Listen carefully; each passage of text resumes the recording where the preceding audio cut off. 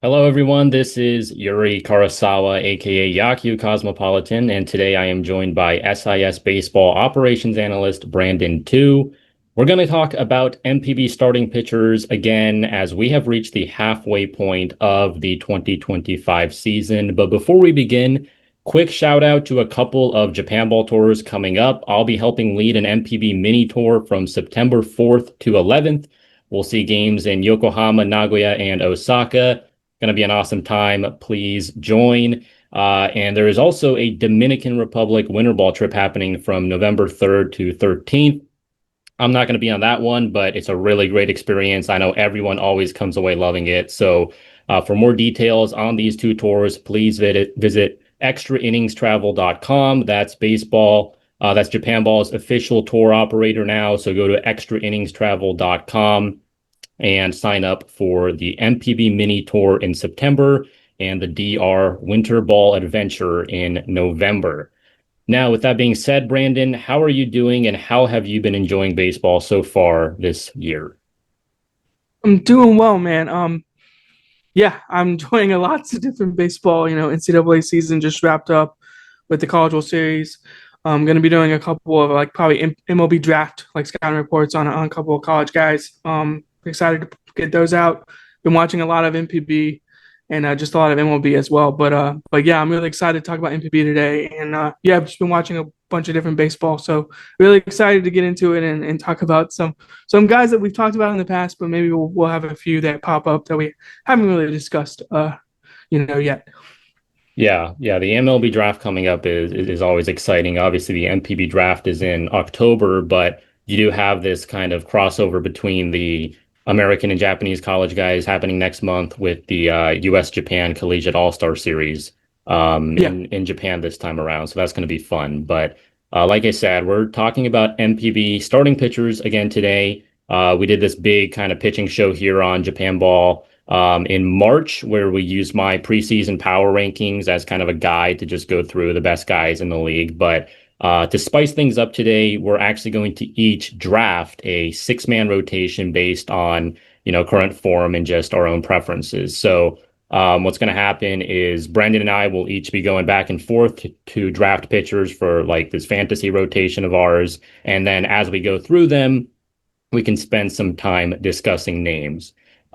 So before we recorded, I did decide that I'm getting the first pick. Brandon will get yeah. picks 2 and 3. So first pick is actually not particularly hard at this point in time. It's Tatsuya Imai of the Seibu Lions. Tatsuya Imai just had a 17 strikeout game, which broke Daisuke Matsuzaka's Seibu Lions franchise record. He has a 1.17 ERA on the year, which is an ERA plus of 238. I mean, even in this dead ball era, Just I mean, that's still ridiculous. crazy stuff. He's given you innings. Obviously, he had this big quality start streak going back to the second half of 2024. He did lose it in Hiroshima a couple starts ago, but he's still given you 7+ innings basically every single time out. Strikeout rate is 31%. And somehow his whip is 0.75. And this is a guy who has struggled with command throughout his entire career. So you would never think that he can keep, base runners off the board at such an effective rate, but it's his hit prevention. I mean, guys just can't hit him. So, and then the walk rate is at a career low right now at only 6.5%. This is a guy who we're used to seeing over 10%. So I think the command has improved. I think his stuff is just absolutely off the charts. Obviously, we always focus on his fastball slider combo, but even his other pitches like the changeup, splitter, these have also taken a step forward. And I think we're seeing a complete, demon being unleashed here in the form of Tatsuya Imai. So best pitcher in NPB so far in 2025, in my opinion. What do you think of Tatsuya Imai? Yeah, I mean, the stuff he's doing is just gaudy.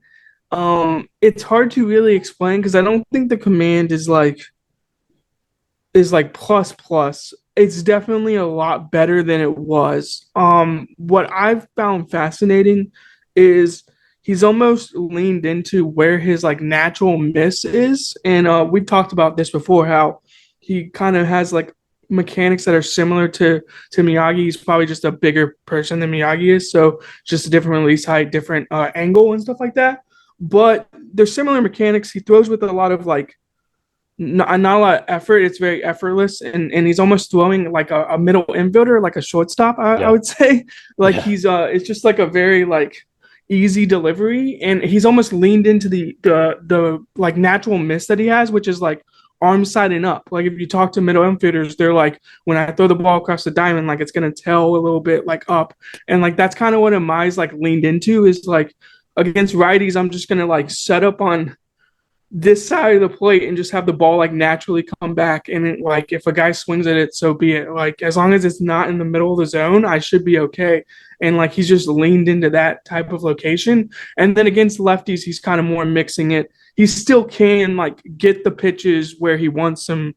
You know, he can throw the fastball like glove side, to a lefty. He can throw it, arm side to a righty when he wants to like actually spot a pitch. But when he like starts a count or when he gets behind an account, like he just almost leans into that natural miss, and then he has the slider that's working off of it. And I just think there's a certain point as a hitter where you're basically guessing and you're almost just having to like pick like, okay, this is the pitch I'm going to swing at, and if it's not there, then I'm out.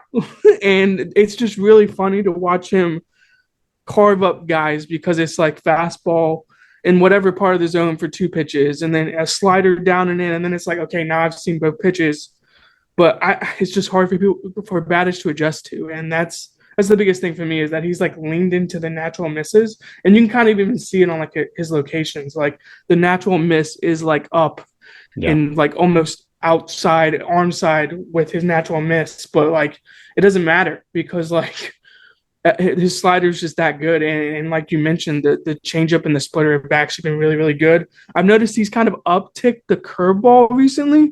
Like even the start against Hiroshima, where he like wasn't faring that well. He was trying anything to get through seven Yeah. innings there. Like he was throwing a lot of curveballs. So yeah, I do like that he has like, you could say it's a 1-2 pitch combo, like it's just slider fastball, but it's not really. Like he has other pitches and he's throwing them really well, and that's what makes him like nasty. Is just you almost have to guess, and I think when you're in a spot like that as a hitter and you're guessing like that, it becomes very hard to hit a pitcher like him. Yeah. Yeah. And I think something he's done really well this season is kind of gas pedaling, which we've talked about before. Like you Yeah, will see him go all the way down to 91, 92 miles per hour in low leverage situations. But like if bottom of the there's lineup, yeah, beginning yeah, of an against inning, like guys who that, cares? best they can do is poke a single, he's comfortable just doing that. But in high leverage spots, runners in scoring position, he will pump it up to 98, 99 miles per hour. And he has the best whiff rate in NPB for starters by a pretty wide margin at 32.6% overall. And that slider of his, yeah, I've received some internal data on it that shows, back in 2023, he had a bit more horizontal break on it, but over the past 2 years, he's really kind of tightened it up and made it this short slider. And he does that intentionally because Yeah, he likes that it tunnels better with his fastball. And I mean, he is 94% four seam slider against righties.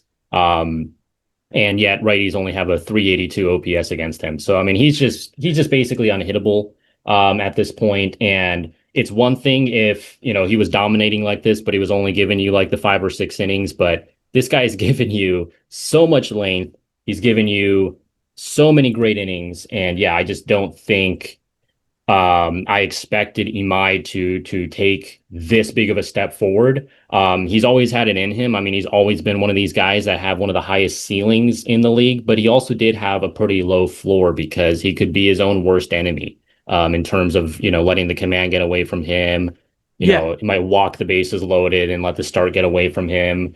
But yeah, this time around, I think this is a new version of Imai. He trusts his own stuff and um, he has completely just taken over the league. So I do think Imai is at this point the clear cut number one in MPB. Like you can make an argument for some other guys, but I just think it's really hard to dispute Imai at the very top of anyone's list. So, any closing thoughts on Imai, and also you, who would be your, draft picks?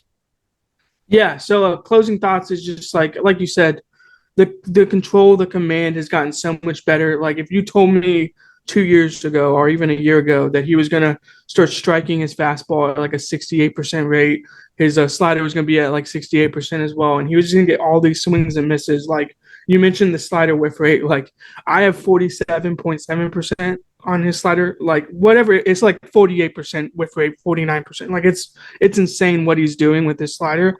And against righties, it's like above 50% on Yeah, the whiff rate. So it's just like you almost have to pray. Like you just have to hope that you. Honestly, if I was a hitter in NPB, I would sit like early fastball and just hope I get like a fastball like middle up or middle that I can like do some damage on. I think the most damage he's given up is like fastballs up. That's just like not quite gotten up, and they're kind of in the middle part of the zone. yeah, Like that's where he's probably given up the most damage, but he isn't given. I don't think he's given up. Oh, I'm gonna check this real quick. Yeah, he's given up 2 home runs on his fastball this year and one on his slider. So he's given up 3 home runs total. So like you're not doing real damage against him. You're probably hitting the ball to the wall. You're probably giving up a double, and then that's when he bears down. He's like, okay, now it's time to throw 95, 96. It's time to really get out of this. So yeah, he's the clear cut best pitcher in NPB right now, and he's really fun to watch. Like when he gets going and he starts spotting his pitches, it's almost unhittable. Some of the yeah. stuff he puts up. I'm gonna go with my next pitcher to talk about. I'm gonna go with Hiromi Itoh. I just love him. I think my next two picks could be like 1, 2 in terms of who I decide. But I'm gonna Yeah. go Itoh here. What I've noticed about him is like he's very aggressive now with his locations and where he's trying to put the ball, and I actually really like that. I think he's kind of slimmed down what he throws per se. It used to be like this wide arsenal, and he would throw like a ton of different pitches, and he still has a lot of different pitches, and we can even talk about all the different pitches he has. But I think he's really slimmed down to like I can throw fastball, slider, very aggressive in the zone, and then once I get to that point, then I can throw like a little splinker off of it, or I can throw like a different variation of like a splitter off of it, or even like he's now throwing a kick change, and we can get into the kick change because what I find fascinating about it is like the last 6 or so starts, he started to really throw that kick change like more, and he's Yeah. having confidence in it. And that's going to be scary if he can like start locating that pitch really well, because I don't think the strike rates are quite there for the kick change just yet. I only have 40% strike rate right now for the kick change, and I have about 35 of them. I don't think I have his last start, so his first starts up until this last one, like 35 or so kick changes thrown, 40% strike rate, not great, but like he's throwing it a lot more. He's a lot more confident in it, and like that's what I really like about him as a pitcher is the confidence he has in his stuff, and then his stuff. I just think is when we talked about it in February, like the uptick in like what he's done with his stuff is pretty nasty in terms of being able to throw a little bit harder and just Yeah. trust his stuff. I really like watching him pitch, and I mean it's very aggressive the locations he decides to throw and like what he decides to throw when in terms of count leverage and even like facing the best hitters. Like he will throw a fastball in a count where you really are expecting fastball, and he's just like, here's my best pitch, hit it. And it's really impressive to watch. Yeah, and I do think that a lot of his newfound dominance is tied to that velo uptick, as well as, like you said, the increased trust in the the slider. But it's good to know that this is like a conscious thing that he's done in terms of throwing harder, and it's not just like a fluke thing that just happened out of like something he doesn't know mechanically, like, oh, it's just working. Like he's Yeah, very clearly talked about he's gripping the four seam harder, and he's just ripping it while kind of aiming up is how he describes it, and it's really worked well for him to gain these 2 extra ticks on his fastball. That's made him a guy that was 91, 93 to more 93, 95, and it's allowed him to trust in that four seam a lot more. And obviously he is the absolute master of the deep mix. I mean, he just has so many Yeah. pitches as you've alluded to, 12, 13, like however many you want to go if you're being technical, but um, it's great that he has the three fastballs as well. I mean, I think his sinker, splinker, really good pitch, and then just his ability to just add pitches when he feels like it, like the kick change and the death Yeah. ball. Um, and he's I been mean, really, I'm yeah. starting to think like he just saw a video somewhere and was like, "Oh, the kick change looks cool. Like, let me add Oh, that." Like, I absolutely. don't know. Or like the death ball. Absolutely. It's just like, let me see if I can play around and like manipulate my slider shape and like get it more like vertical down. Like, yeah, he's just doing like crazy stuff like that. And yeah, he's the master of it. Like, I know him and Yu Darvish are like at least in contact and like talk to each other. Yeah. And that has to be some of the conversations they have is like, oh, like what do you do to like get this type of movement? What do you do to get here?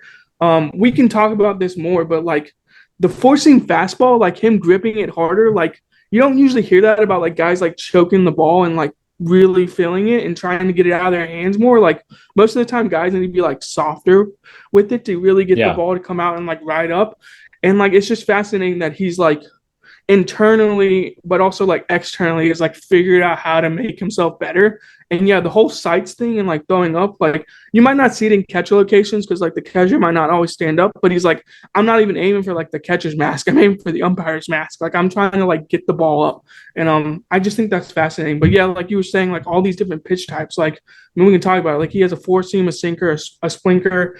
He has the death ball like vertical slider. He has like a sweeper, like a normal slider that he kind of like lives in. He has a curveball that's like he started to throw more often to like righties and or sorry lefties, where he's just kind of trying to like drop a curveball in. And I think while he's has this wide arsenal, and I really appreciate it. He also realizes like my three best pitches are four seam, slider, splinker, and then this kick change that I've been throwing. Like those are my four best pitches, and then I'll sprinkle in a curveball, and then every now and then, like against righties, I can push a like a sinker in or like a two seamer like on the hands, and like that's basically pitching nowadays is like figuring out how to attack like certain handiness based off like your pitch mix, and I think he's doing that brilliantly, which is what we can get more into Yes. because you see the locations like he's trying to attack hitters the way that like most people who talk about pitching like from an analytical standpoint would attack hitters, which I think is fascinating personally. Yeah, and as you mentioned, like all these pitches, but I do think you're right. Like he's simplified very much because like 75% plus of his pitches, both the righties and lefties, are four seam, splitter, slider. And then it's just like all the rest of the plethora of pitches he has are just kind of squeezed into that last 25% to Yeah. keep guys on their toes. But Ito, I think he's been unlucky this year in terms of the numbers because he is among qualifiers 19th in ERA plus, despite being fifth in K minus BB percent, 11th in Yeah. CSW percent. And that's all tied to the fact that he has the second worst home run to fly ball ratio in NPB right now among starters. So I just Yeah. think And that's unlucky, straight up. yeah, straight up, I think it is unlucky because I think a lot of his pitches are like not even bad pitches that he gets like, gives up a dinger on or gives up a little bit of damage, even if it's not a home runner. It's like a double. Yeah. A lot of them like aren't bad locations. It's just he's so aggressive.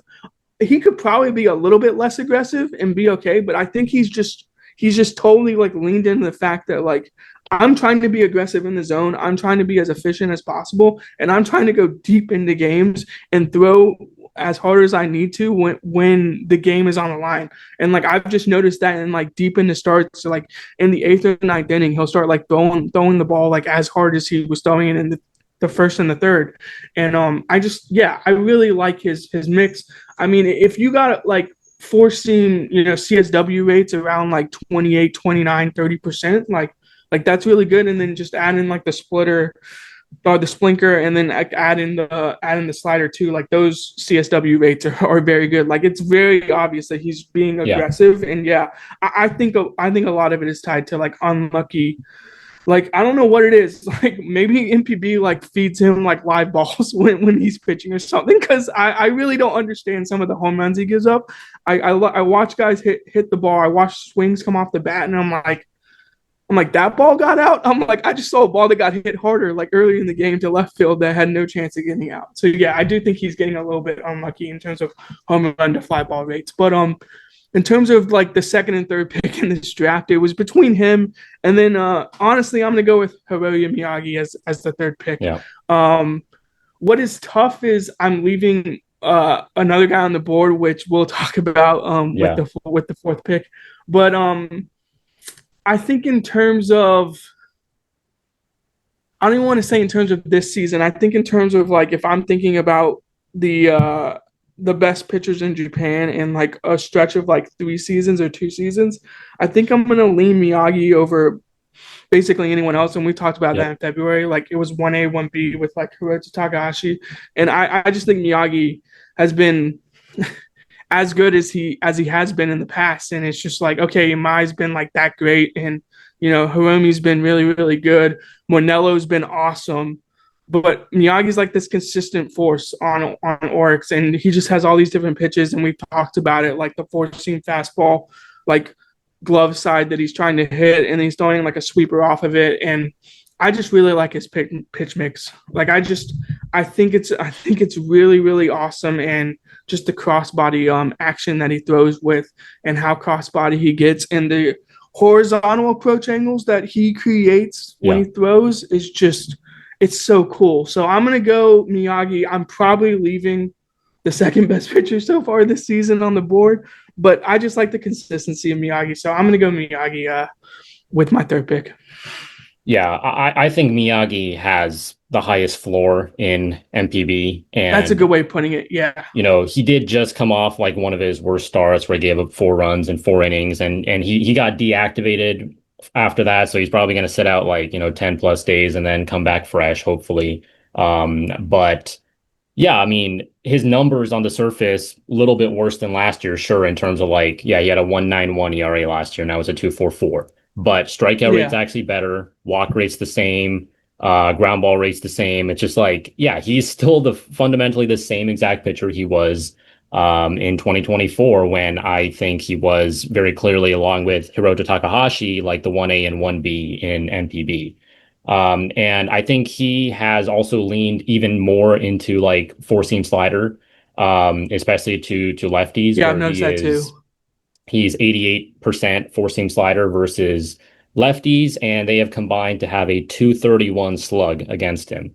Now he has had slight struggles against righties at times. I mean, 635 OPS against righties, which is still good. And we talked about this with Ito having like the bad home run luck. I think Miyagi has bad defense luck because Oryx has maybe the worst defense Yeah. in MPB. So again, I wouldn't read too much into like surface level Yeah, I numbers. think I was Miyagi's looking not at a the guy that gets numbers. clipped, for home runs that often. So he's still very dominant, among the best, K minus BB rates in the league. And I think Miyagi's a no-brainer here at number three.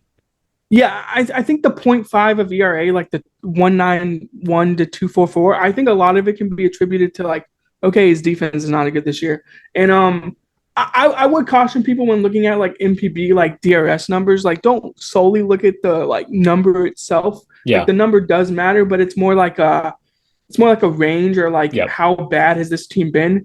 Oryx has negative 48 Yeah. DRS. When I Yeah. last looked up, I was looking it up just to like see like, okay, how good has DRS been for some of these teams, and how bad has it been?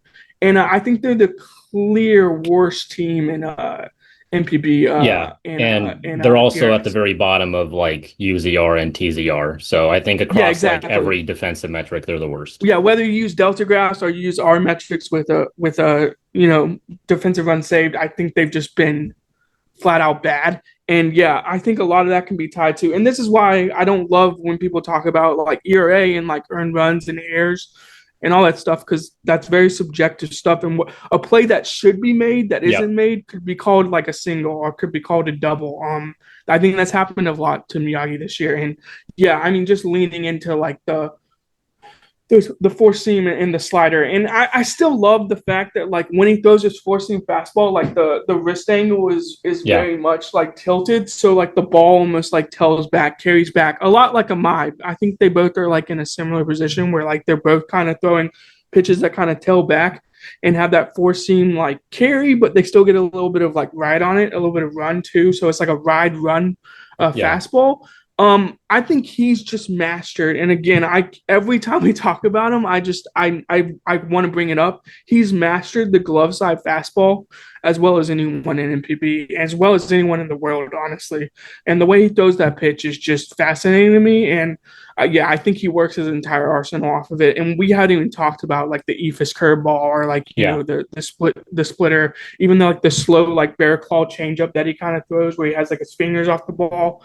Like he has a really deep arsenal, and yeah, I'm with you. I think he has the highest floor, and the consistency is there. For Miyagi. I'm really interested who your fourth pick is going to be because I think there's a pitcher on the board that should be taken, but we'll see.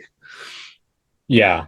Yeah. Just to finish off on Miyagi, like what do you think of his like that slow eephus curve? Like, I mean, it's like 55 miles an hour, and Yeah, I mean, it doesn't get crushed. Like, I think it's been taken no, deep you would think it would. once or so, but like, yeah, I mean, he just likes to surprise guys with it and just kind of sneak in a strike with it. But he does it at like a much higher rate than you would. It's not like he just throws it in once or twice a season. Him and Shoki Murakami and even Itoh at times, it's just like they'll throw it multiple times a game, and that always surprises me. Do you think that's like he's just playing mind games? Do you think he should stop doing that? Like, what do you make of just I don't think he having should a stop. sub 60 mile an hour pitch like that? Yeah, I don't think he should stop. What fascinates me is like a lot of guys will throw like an eephus. Like I know Ito throws like both like the actual eephus where he like pushes the ball in the air and then the actual slow curve. To me, the slow curve and like the way the ball pops out of the hand and you can still like get the rotations on it, but have it be like sub 60 miles an hour, that fascinates me. Like I don't know how pitchers are able to like do that and you can tell he's slowing down his body a little bit. Like I think there is a little bit of tell, but he throws it so slow, and he like almost mixes it in like weird situations that like hitters you can tell like they're kind of gearing up. Their like timing mechanism is like, okay, I'm ready for like a fastball or like a slider, and then it's like, oh, Yeah. this pitch pops up, and they almost like reset their timing mechanism and try to hit it again. So I don't think he should stop throwing it. I think it's an interesting and like fascinating wrinkle. I think if he was to get into like, an MPB type, or MLB type situation, where he's throwing an MLB, I don't know if he would throw that pitch all the time, but I think in MPB, a lot of hitters in MPB have like timing mechanisms and a lot of Yeah. like leg Throws them kicks off. and a lot of toe taps and the hands move a lot and stuff like that. And I think you can throw off the timing by throwing those slow curves and those slow type of pitches. I used to think those slow curveballs were like quote unquote bad, or like the ones that were like 75 to 70 miles an hour were like crap curveballs. But I've started to kind of realize watching a lot of MPB and just watching a lot of that type of baseball is you're just throwing off the timing mechanism by Yeah. throwing those pitches. And so I'm all for like guys like living in a velo band where you have these pitches in this maybe not tight velo band because I think MPB pitchers love to like live in like a broader velo band. But then if you can throw a pitch that's like an outlier, I think that helps. So I really like when he throws those type of pitches. I like when Shoki throws it too. Like I think Shoki like mixes it in more than almost anyone else. Like he Yeah. throws it a lot. So yeah. Yeah. And to speak to your point, yeah, like Imanaga used to do that about the same amount of time in MPB, but now in MLB, Yeah, he he kind of obviously stopped. doesn't really do it. Although he threw it once memorably last year to Paul Goldschmidt and it got crushed. Yeah, I So think he I think got he hit for was like a double just, off the yeah, I wall. think he Yeah. did want to like actually show people that he has it though, because yeah, it's kind of a lost Every art, you know?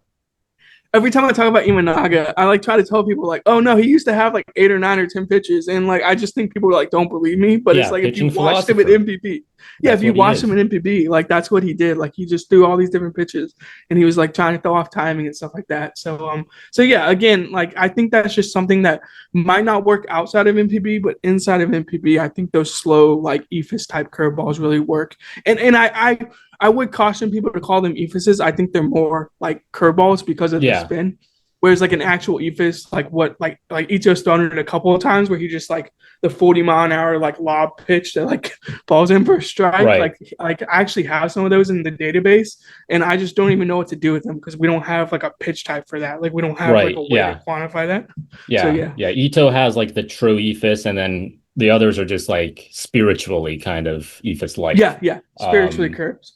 Yeah. So yeah, for the fourth pick, and I'm glad you left him for me, Livan Moinelo, the Yeah. Cuban southpaw. I mean, we talked about Imai's 17 strikeout game.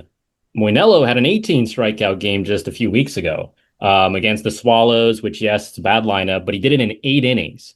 And I at one point thought maybe the Hawks would send him back out there for the ninth, try for a 20 strikeout game. Ended Yeah, up like Kerry Wood-esque. yeah, Yeah. yeah, it would have been an NPB record because the record is 19 strikeouts. So which Roki Sasaki tied that record back in 2022. But yeah, Moinelo, this is his first full year, I feel like, getting comfortable as a starter because last year he had a bit of a wacky off season where he wasn't sure what role he was going to be in. And in spring training, you could tell like he was trying to ramp up. But in the beginning, he wasn't really going all that deep into starts. But now it's just like he is a full MPB starter and he's giving you length.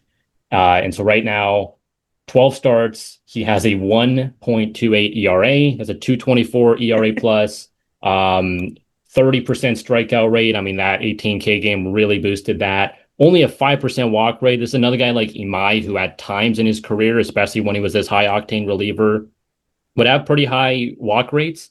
I mean, that might be intentional, obviously, but he was definitely not like a guy who I would look at as like a control specialist, but I actually see him like Yeah. hitting his spots really consistently this year.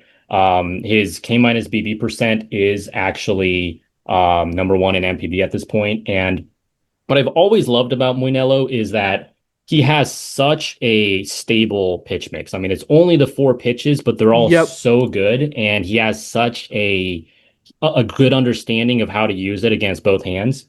So like, yeah, it's mostly like four seam slider to lefties, and then like four seam changeup, or four seam slider to lefties, and then four seam changeup to righties, and then he mixes in the curveball. But he can play around with that. And all these pitches just have like insanely good Hmm. CSW and whiff rates. So I think Moinelo has kind of reached this point where he is looking almost as good as he did as a reliever at times. I mean, I won't go quite that far because he could be like a 40% strikeout rate reliever at his peak. And obviously that's going to come down as a starter. But like in terms of like the fear that hitters have when they go up against him, I'm sure it's a similar feeling because, I talked about Imai overall having the best whiff rate in MPB. Moinelo is second. And yeah, he just is able to attack guys in a way that it's unhittable. So yeah, what do you make of Livan Moinelo? Yeah, I mean, I wrote my report about him in early February, and I mean, I might have to update it. Like, he's gotten better from what Yeah, he was, and he was really good last year. won the And ERA title. yeah, I mean, it's just confidence in four pitches, and I think he can throw them whenever he wants. Like, I think like you'll never hear me argue that he should throw his curveball less. Like, I think he Yeah, should throw it more. Like, I think his curveball is like is probably his best like looking pitch. It might be his best pitch, but he like I mean he doesn't throw it as much like against like lefties. He kind of saves it for righties. What I find fascinating about him is like against righties, he's very much like, okay, like I'm gonna throw my fastball on like the outside edge. I'm gonna like work away from guys, and then I'm just gonna kind of work like the changeup off of that, and I'm gonna work the slider into a righty, and then I'm gonna throw my curveball like off of that slider. And I mean, it's really like two different tunnels, or really like three or four different tunnels that he like works out of.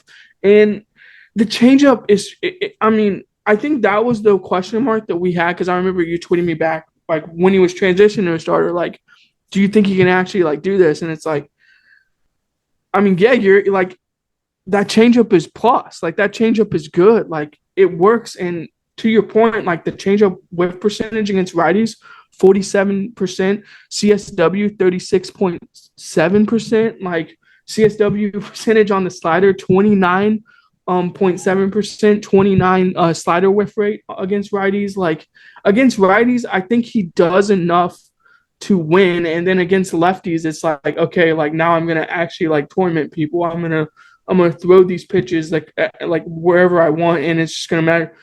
It's just not gonna matter. Like that's where to me, he's just become like really, really good.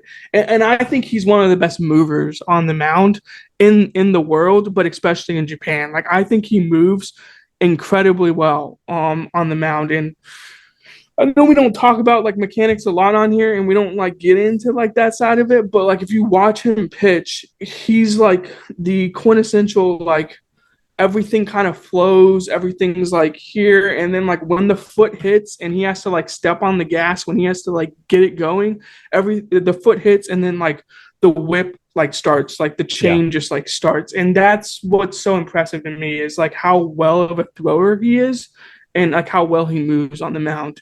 And yeah, and then it's just, I mean, would you say it's, I think it's 3+ pitches with a very good fourth pitch. But you could argue it's 4+ pitches and at least like one of them is double plus. Like Yeah. that's how good his pitches are. And I'm not just talking about NPB, I'm talking about like in general in Yeah. the world, like it is that type of level of pitch types. I go probably 3+ pitches and then like a fourth very above average pitch. And he just has so much confidence in throwing them. Like he's becoming one of the best pitchers on the planet. And that's like that sounds hyperbolic, but like if you watch him throughout a start, you're like, okay, like this is actually good. Like even if he was throwing 93, 94 in like another league, I think he would still dominate because he has three other pitches that he can just go to at almost any point in the count, which is really impressive. Like I don't think you can say that about a lot of pitchers, like having confidence in four different pitches like that. Oh, for sure. I think Moinelo in MLB would be a really solid mid rotation, or if you want to move into the bullpen again, I think this is Yeah. like, quite frankly, one of the best relievers in the world.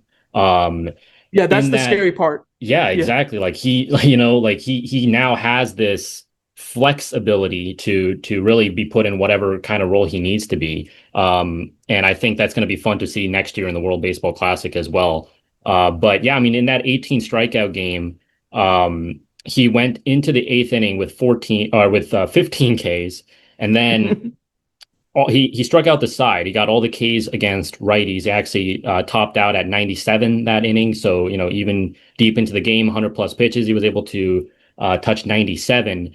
And yeah, against righties, it's like he spammed that changeup and it was getting a Mm-hmm. crazy amount of whiffs, but he also did throw in that curveball. And then he was finishing guys off with just blowing a fastball right by them. So yeah, I mean, I think Moinelo right now is probably the best he's ever looked in his entire career, and it's huge for a team like SoftBank that has kind of lost that front end talent with someone like Kodai Senga going out the door not too long ago. It's so big for them to have Moinelo as their true ace. Um, so yeah, so right now we've both gone through two picks. My next pick is going to Yeah. be, and this is tough because, I can go in a lot of different directions here, but I actually think I'm going to go with Koki Kitayama because That's a good one. we're That was on talking my board. about all these high strikeout performances. Well, guess what? Kitayama had a 14 strikeout game during this interleague period as well. So all these guys, obviously, I mean, just, you know, any layman can see, like at their absolute peak, they're absolutely cracked out. But Kitayama actually leads MPB in ERA right now. Obviously, don't read too far into that, but it's a strikeout rate over 25%, K minus BB percent of 18%. He's limiting home runs at a really good rate, only walking guys at a 7% clip. I think Kitayama, um, along with Ito and a lot of these other fighters, starters, like we're seeing young Kota Tatsu and Yep. Ruyangu Lin, they are proving that the fighters have the secret sauce when it comes to four seam development because they all are rocking like incredibly good whiff rates on their four seam fastball.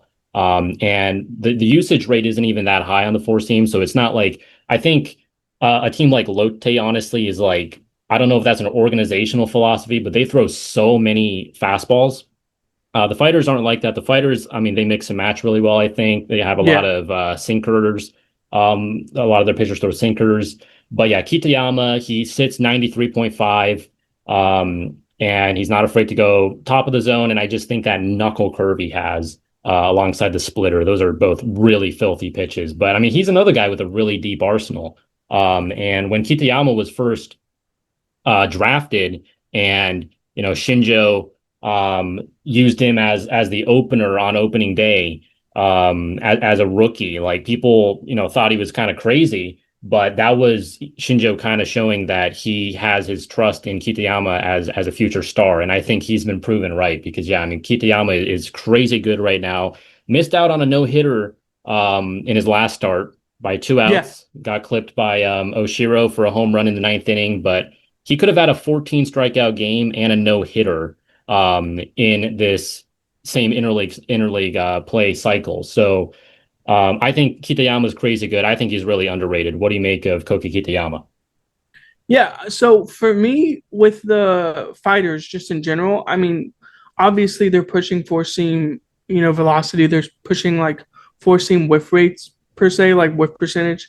I would find it funny if like they're still at the top with like four seam fastball, like velo, even with Kato as a starter. Like Yeah, if you average like all the starters, I bet you they still be high up there because a lot of those guys still throw, decently hard. And what I like about Kitayama is like this year, I just think again it's about trusting your mix and like throwing pitches confidently in certain parts of the zone. And I think against righties, he's like definitely decided like, okay, I'm gonna throw my pitches like on my glove side part of the plate, and I'm just gonna like rip pitches there, and until someone like makes me go somewhere else, like that's where I'm gonna rip the ball. And you can see with like his his forkball, his splitter, his cutter, his knuckle curve is like in a really really good spot down and away. His fastball is kind of like up and away, so it's kind of again working off of that same like plane, that same tunnel,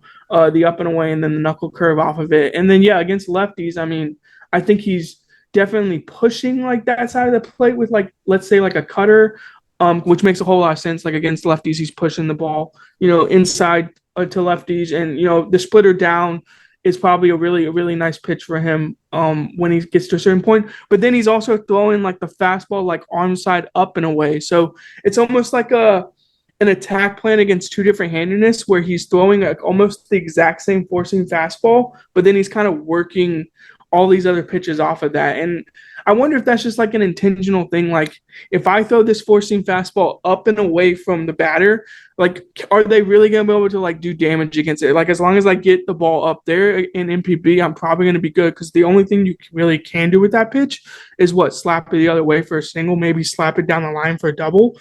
But I think he's just trusting his stuff a lot, and I really like when guys throw like that hard slider cutter like down away. Like I really yeah. appreciate that.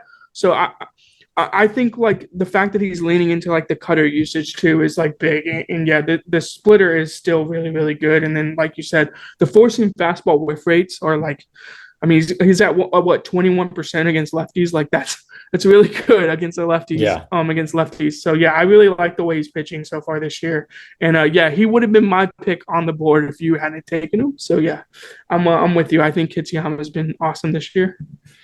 Yeah, and I think people will notice this immediately when you watch Kitayama, but his mechanics are a little bit like a rugged version of Yoshinobu Yamamoto, because he's very much Yeah, inspired by Yamamoto. like step Um, back, yeah, go and quickly. and he, I think, trained with Yamamoto, or I mean, he definitely talks to him a lot. And right after Yamamoto got posted to MLB, we did see kind of this wave of pitchers trying the Yamamoto mechanics. Hiroto did that for a little bit as well. But I think with Kitayama, it's really stuck, and he's just hit the ground running. And yeah, I mean, he's one of these guys. I don't think he has like one true like elite secondary that I'm like, oh, that's one of the best pitches in the league, but he has so Yeah, many that he can exactly. rely on. And his fastball is probably among the best in the league. So yeah, I mean that's Yeah, why it's he's kind of been able to like have this success. yeah, like I said, it's kind of like the fastball. Here it is, like up in the zone, and then I'm just gonna throw everything off of that. And like as long as I throw enough strikes, like everything's gonna work out. And his whiff rates and his CSW rates have been really, really good against both handedness. And yeah, like you said, he's really kept the ball in the ballpark, which is a huge thing over there. Is if you can limit that damage, then like yeah, you can throw 14K no hitters, and you can Yeah. start carving up lineups. So yeah, that's a really good pick with him. Um, do you want me to go with my next pick? Yeah, yeah, you got the next two. Okay, cool. My next pick, I really just want to talk about him because I think the beginning of the year he was absolutely like dialed in and just throwing really well. I want to talk about Shoki Murakami. Great pick. I think he's been really fun to watch this year. I've actually done a decent amount of his games, and I've done him in the past. Like I've kept an eye on him. Like if he ever comes over to MLB, I'll probably have a full like starter breakdown on him, a full like list of games.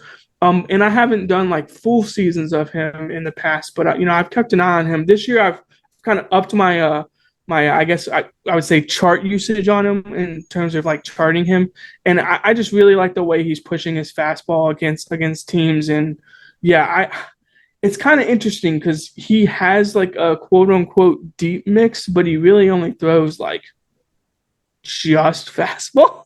Yeah. And then he kind of throws like everything else off of it. So yeah, I really like his fastball. I think his fastball is like interesting. And I know that like the run value stuff and how well it's been doing has been pretty good this year. So yeah, I kind of want to talk about Murakami because I think he's a little bit interesting in the way he throws. And I think it again adds to some of the deception, and then the fastball's just been really, really good this year. But he kind of has like a weird arsenal where he's throwing a lot of fastball and then he's kind of just like hodgepodge mixing like the rest of the arsenal. Like it's very like even mixing of the arsenal. And this is Yeah. to both handedness. Like he's kind of mixing the arsenal evenly after the fastball usage, which I find a little bit fascinating because I don't think a lot of pitchers in NPB like push fastball usage like that. And he's kind of decided that he wants to push his fastball usage like that.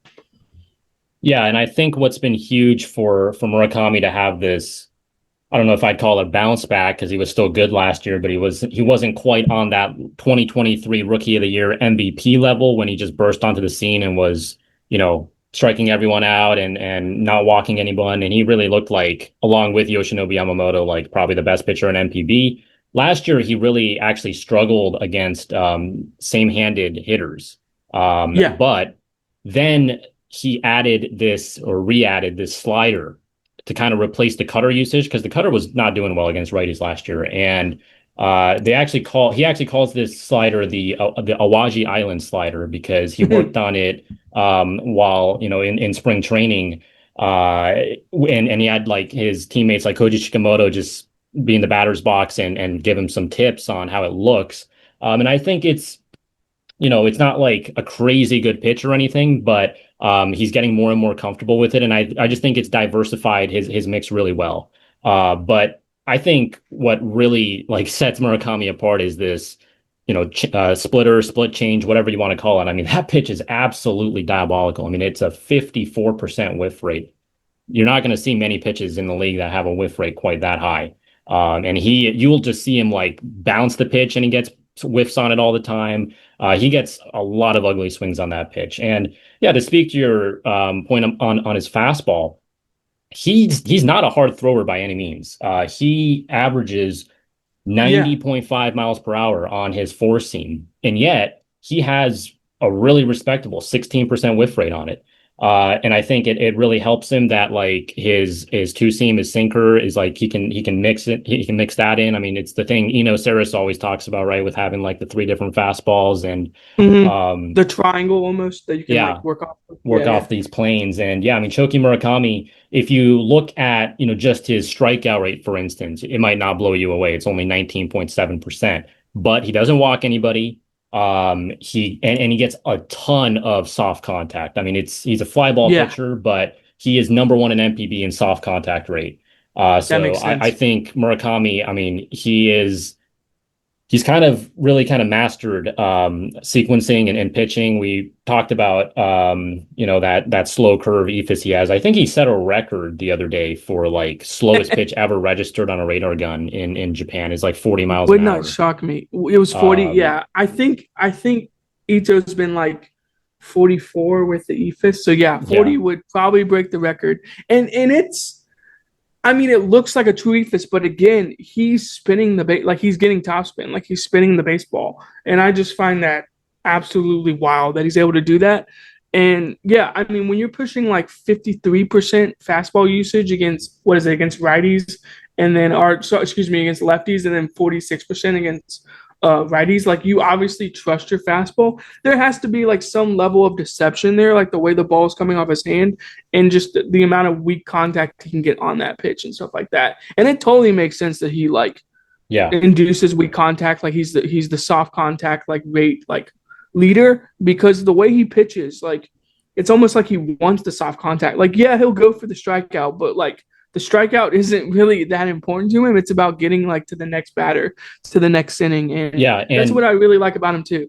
I think Murakami, he almost gets better as the game goes on. Like he has some Yeah. pretty insane numbers, third and fourth time through the order. Like, obviously there might be some small sample stuff there, but like he has really good numbers third and fourth time through the order. He has completed 6+ innings and 9 straight starts. To me, like Murakami is the definition of like a workhorse. I mean, he just gives Mm-hmm. you length. And he finds ways to get outs. Again, it's not always via the strikeout, but Hanchin has good defense. The balls are dead, so it's like it's perfect. Yeah. He just does not get. The dirt infield on coaching. Yeah, Yeah, like it's everything. Like, it's all of that. I'll mention this. Like you talked about like him being a workhorse, and like as he gets deeper in the game, he gets better. Like I wonder if, because he has such like a weird arsenal and he's able to like push the fastball usage, I wonder, and I haven't looked at this in totality, but he probably pushes the fastball usage a lot, like first and second time yeah, through the order, and then third time through the order is when he starts throwing like changeups, sliders. He's throwing curveballs and like cutters, and yeah, I think he throws two different changeups. I think he throws a split change in a changeup, yeah, but the split change is like nasty, and I don't really like understand what he does with it. But like it is a filthy pitch. It like almost side spins, and I mean it's very very nasty. And then yeah, like you said, the slider and the cutter have kind of been really really good this year, and I'm glad he added in the slider. Like I have in my notes like fastball, splitter, cutter, curveball, added slider, 120ish kmph. Like I have to yeah. like It's look a out pretty for slow it. one. Yeah, Yeah, yeah. but So I think it's it's like a effective. right, exactly. It's effective. I think it's a lot like Sugano. It's like the cutter, like the Yep. cutter hard slider, and then like the sweeper, like slower, like slider off of it. I think it's a really really good pitch. So I'm all for Murakami. It was between him and then we'll talk about it if you take him, because if you're not going to take him, then I have another pick. Yeah, So you yeah, have the next pick. Yeah, it was between Murakami and then I'm gonna go ahead and take this guy. You're probably higher than him than I am, but I'm gonna take Sumida. I'm gonna take Chihiro Sumida. yep, He's been a dog this year, an yep. absolute dog. And if there's bigger supporters of Sumida in the world, I want them to make themselves known, because I think the two biggest supporters of Sumida are probably on this podcast right now. Yep, So yeah, let's absolutely. talk about him, because yeah, he's been a dog this year. Like his ERA numbers, his whiff rates, his CSW. I mean, everything he's been doing has just been really, really nasty. Yeah, like I was I'm so able, happy. I mean, it's like everything I wanted to see from Sumida this year, like he has taken that step forward.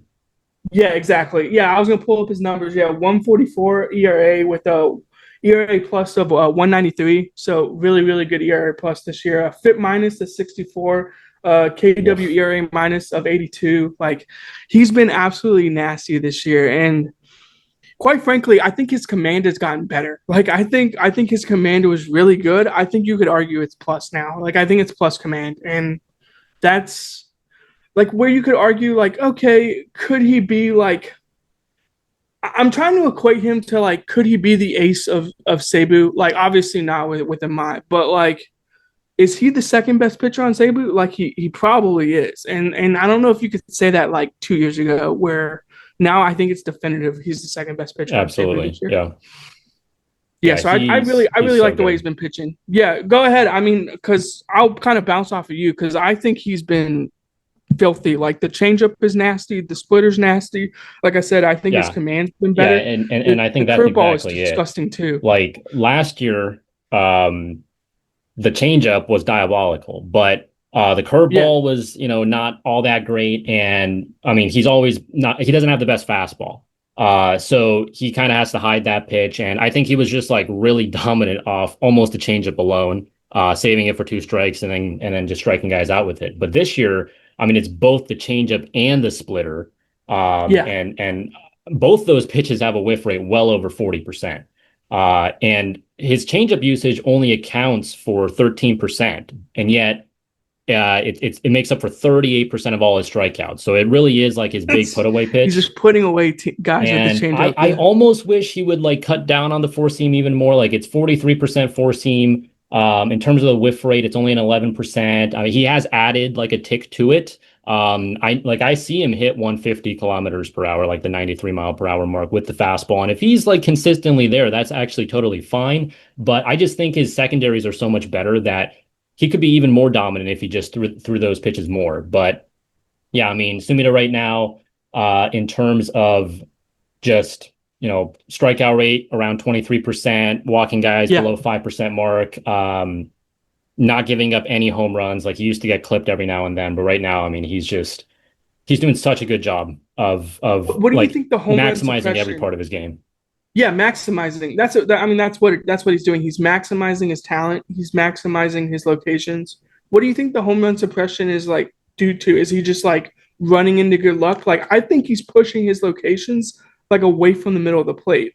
Other than like Yeah. maybe the cutter, but he doesn't throw the cutter that often. So I don't really care that he like throws it middle because I think he kind of just throws it like behind in counts or like when he needs to kind of get a strike and get someone off of a pitch, he'll throw a cutter every now and then. But for the most part, like he's throwing like fastballs, and I think he's pushing the locations like away from the middle. Whereas like in past years, I think he would kind of have the location like leak more middle, which is probably a good thing, right? Like he's pushing the locations like away from the middle of the plate. That makes complete sense. Yeah. It's like obvious. So yeah, do you think that's what it is? Like the locations are just better, like the Yeah, I think command is his just his better. location is improved, and yeah, I mean when he has both the splitter and change that have such high ground ball rates, um, like his overall ground ball rate is 50%, so that's obviously among the best in the league. Yeah. And again, back to the point on the fastball usage, I think being a little bit too high. Batters are hitting 298 against his fastball and 283 Mm. against his curveball. Again, I still think the curveball is good. It's like this kind of slower, loopy one that he It's just like a tries to sweepy. sneak in. But yeah, exactly. It's kind of Yeah, a he's unique sweeping one. in a little bit. Uh, Yeah. but they're hitting 080 against his splitter and 135 against his changeup. So it's just like I know like you don't want to really kind of disrupt what's working for him in terms of just like, yeah, he wants to save those for the two strikes and he doesn't want to overuse those pitches and have, pitch decay. But I think he's just so good at um, spotting all these pitches right now. The insane thing would be, and I've done like 3 or 4 of his starts so far this year. The insane thing would be, and I think I'm gonna try to do all his starts because I really want to like either write about him or just like have the data. What if in the early part of the season he's pushing fastball, curveball just because he can, or like he's just figured out that he can do that. And then like when it gets to crunch time and like late in the season and even like in the playoffs, he just starts like reversing course and throwing a bunch of changeups and splitters.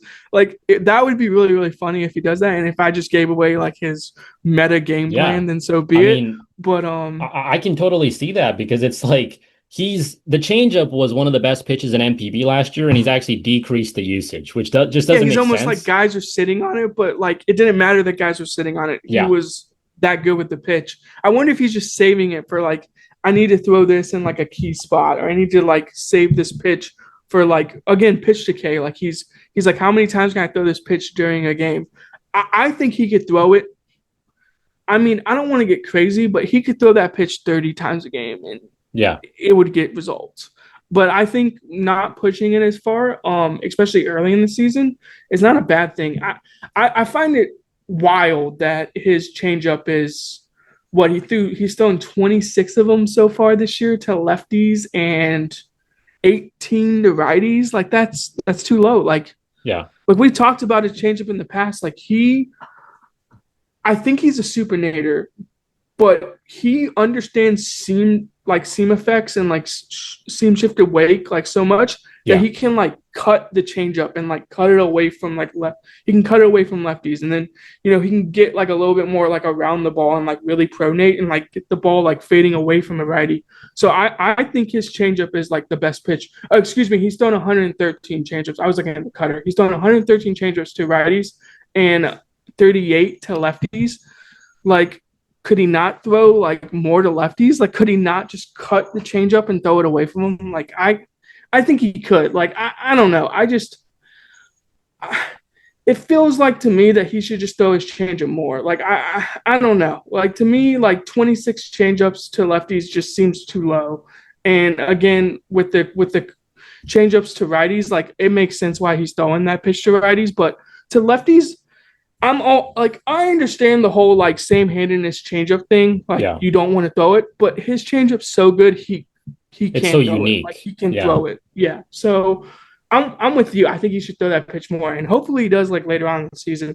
Like imagine imagine a world where he like is spotting his fastball to lefties like down away, and then he's throwing this like changeup off of it.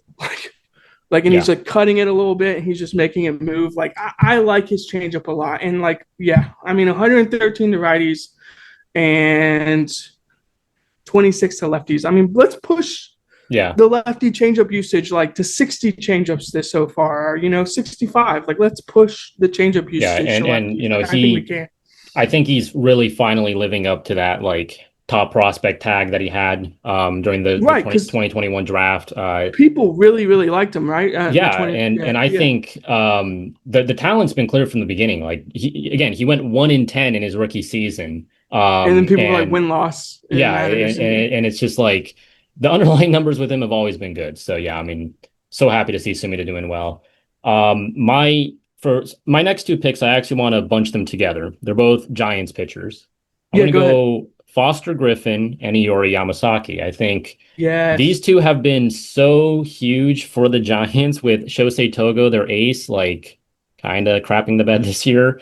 Togo is like hit a brick wall. I love Haruto Inoue too, by the way. I mean, I think at his peak, he's like a top 10 pitcher as well. But right now, It Griffin was and like Yamasaki are so balling, big. right? Yeah, Yeah, Was yeah. Inoue balling had a earlier this 14 year. strikeout game as well. Yeah. And I mean, I think he has a great high right fastball. But yeah, in regards to let's start with Griffin. Missed the first month of the season, so it's a smaller sample, but 52 innings, a 1.04 ERA, which is a 2.66 ERA plus. He has a 51 fit minus, and he has a 29% strikeout rate and a 6.5% walk rate. So he's not a qualified pitcher at the moment, but just those numbers alone, like he's top five caliber. And I really think Griffin is like if he again, this is the last year of his Giants contract. So if he so chooses to, make another run at MLB, I think he can have a lot of success. Like, I can't think of like an exact comp for him, but you have these, kind of craftier lefties like a Steven Matz, Trevor Rogers, Jeffrey Springs. Like to me, he's kind of in that sort of a mold. Jeffrey His Springs his is a good one. his Jeffrey his Springs is a good fastball is one. not velo wise, like doesn't jump out at you, but he spots it well, and he has a really deep mix. I mean, the sweeper still is like that's the big thing for him. It's that he added Yeah. this last June when he was struggling, forced him to make a change. Like the league adjusted to him after his first season, so he had to, you know, think of a way to get outs much more effectively because he just didn't really have that big put away pitch anymore. And now he's throwing that sweeper about 20% of the time. The cutter is also really good, I think. Yeah, the The cutter's cutter been has a good. 57% strike rate, a 21% whiff rate. I mean, that's huge for a guy that doesn't like, bring like huge velo to have both the four seam and the cutter that he can rely on. The changeup to righties is really nasty. Yeah, I just think Foster Griffin right now is Can't argue with the results. I mean, all 3 years now in Japan, he's been really good. I think last year, in terms of the surface level stuff, he was pretty unlucky, and now it's almost going in the other direction. Like, yeah, he's getting a little bit of luck, but um, he's tall, which helps in Japan. Have like different eye level for guys to look at. The arm slots probably a lot higher than Japanese hitters are used to, just because of the height.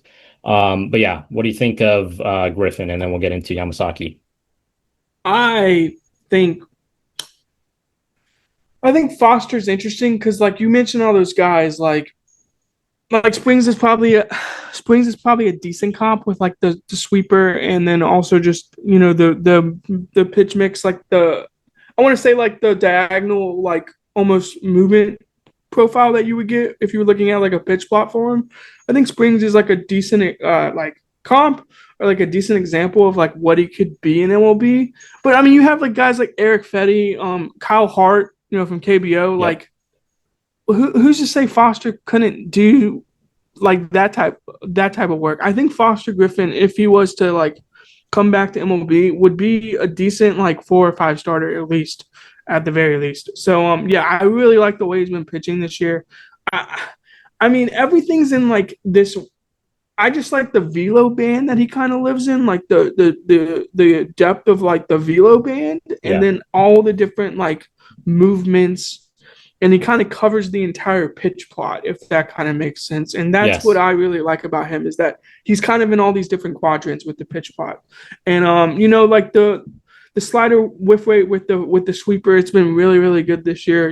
It's like a 42% whiff against is it against lefties, and then against righties it's a let's make sure we get this 50%, like you were saying. So yeah, I mean, he can throw that pitch to both handedness, and I think that's really really key, is that he's able to throw like that pitch to both sides, to both handedness. And then yeah, I mean, he's just able to work the two seam and the cutter, and then he's able to get into deeper parts of his arsenal.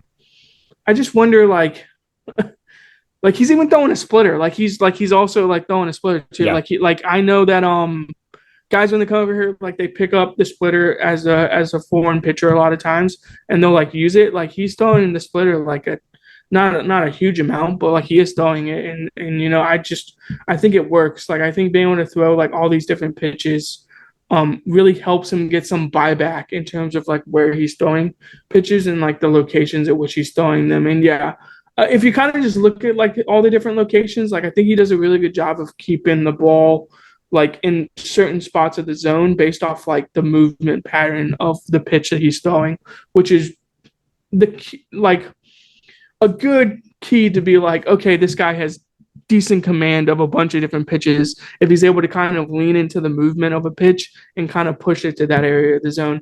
I do think it's a little bit interesting against righties that he's kind of like with his four seam, he's almost attacking like both sides of the plate. He's attacking like the arm side, but also the glove side. I think that is very fascinating. So I really like his pitches so far this year. And yeah, I'm with you. I think if he opted out, or like not opted out, when his contract runs out, if he wants to come back to MLB, I think he has every chance to be a 4 or 5 starter when he comes back over.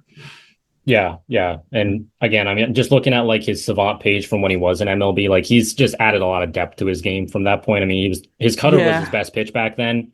And yeah, now he's just added like 2 or 3 pitches that he's actually comfortable throwing. And so I just think he's now like just such a fundamentally different pitcher. Like, is Um, Miles Michaelis like a good example of like, yeah, yeah. I mean, again, like a absolutely. I mean, guy? it's same Yeah. team as well. And Yeah. yeah, I think people are like still like to this point, like even after all these guys like Michaelis and Fetty, and there's been a lot of relievers too, mind you, like Reed Garrett, for instance, who don't even have much success in Japan, but they pick something up and then they bring it back. It's just like Yep. it's not always about like, yes, MLB orgs obviously have more resources by and large, but a lot of these like players, all they need is like an opportunity, like having a chance to work on some things and just having a fresh set of eyes on them, different philosophy. And for some guys, I mean, they're just gonna pick that up and run with it. Yeah, um I don't want to turn this into a rant, but can I speak to something about like when people talk about KBO or talk about yeah, NPB absolutely. and being like second rate leagues and not being as good in MLB? I think when you see a lot of these guys come over to like these type of leagues, especially like KBO, but even NPB, you're then given the opportunity like, okay, we've given you a contract. Now we want you to go out there and throw 6 or 7 innings. Like in an MLB org, you might have never gotten the chance to like throw 6 or 7 innings Yeah. or try to get outs that way. And like when you're asked in that scenario, you then have to like figure out how to pitch. And I think that's the biggest thing when these foreigners come over is like you have to pitch again. Like you have to actually figure out how to pitch. And then when you come back to MLB, sure, we can shorten the arsenal again. We can figure out some other stuff. But for a lot of those guys, like Miles Michaelis or Eric Fetty, it's like, okay, I went over there and like I figured out how to actually like pitch. And then I came back and I was like a better pitcher because I figured out like this is what I have to do to get outs. And like at the end of the day, that's what it's about. It's about getting outs. So Yeah. I think that's the biggest thing is like when you like downgrade guys going to like different leagues and stuff like that, a lot of that is just about opportunity. Like Yes.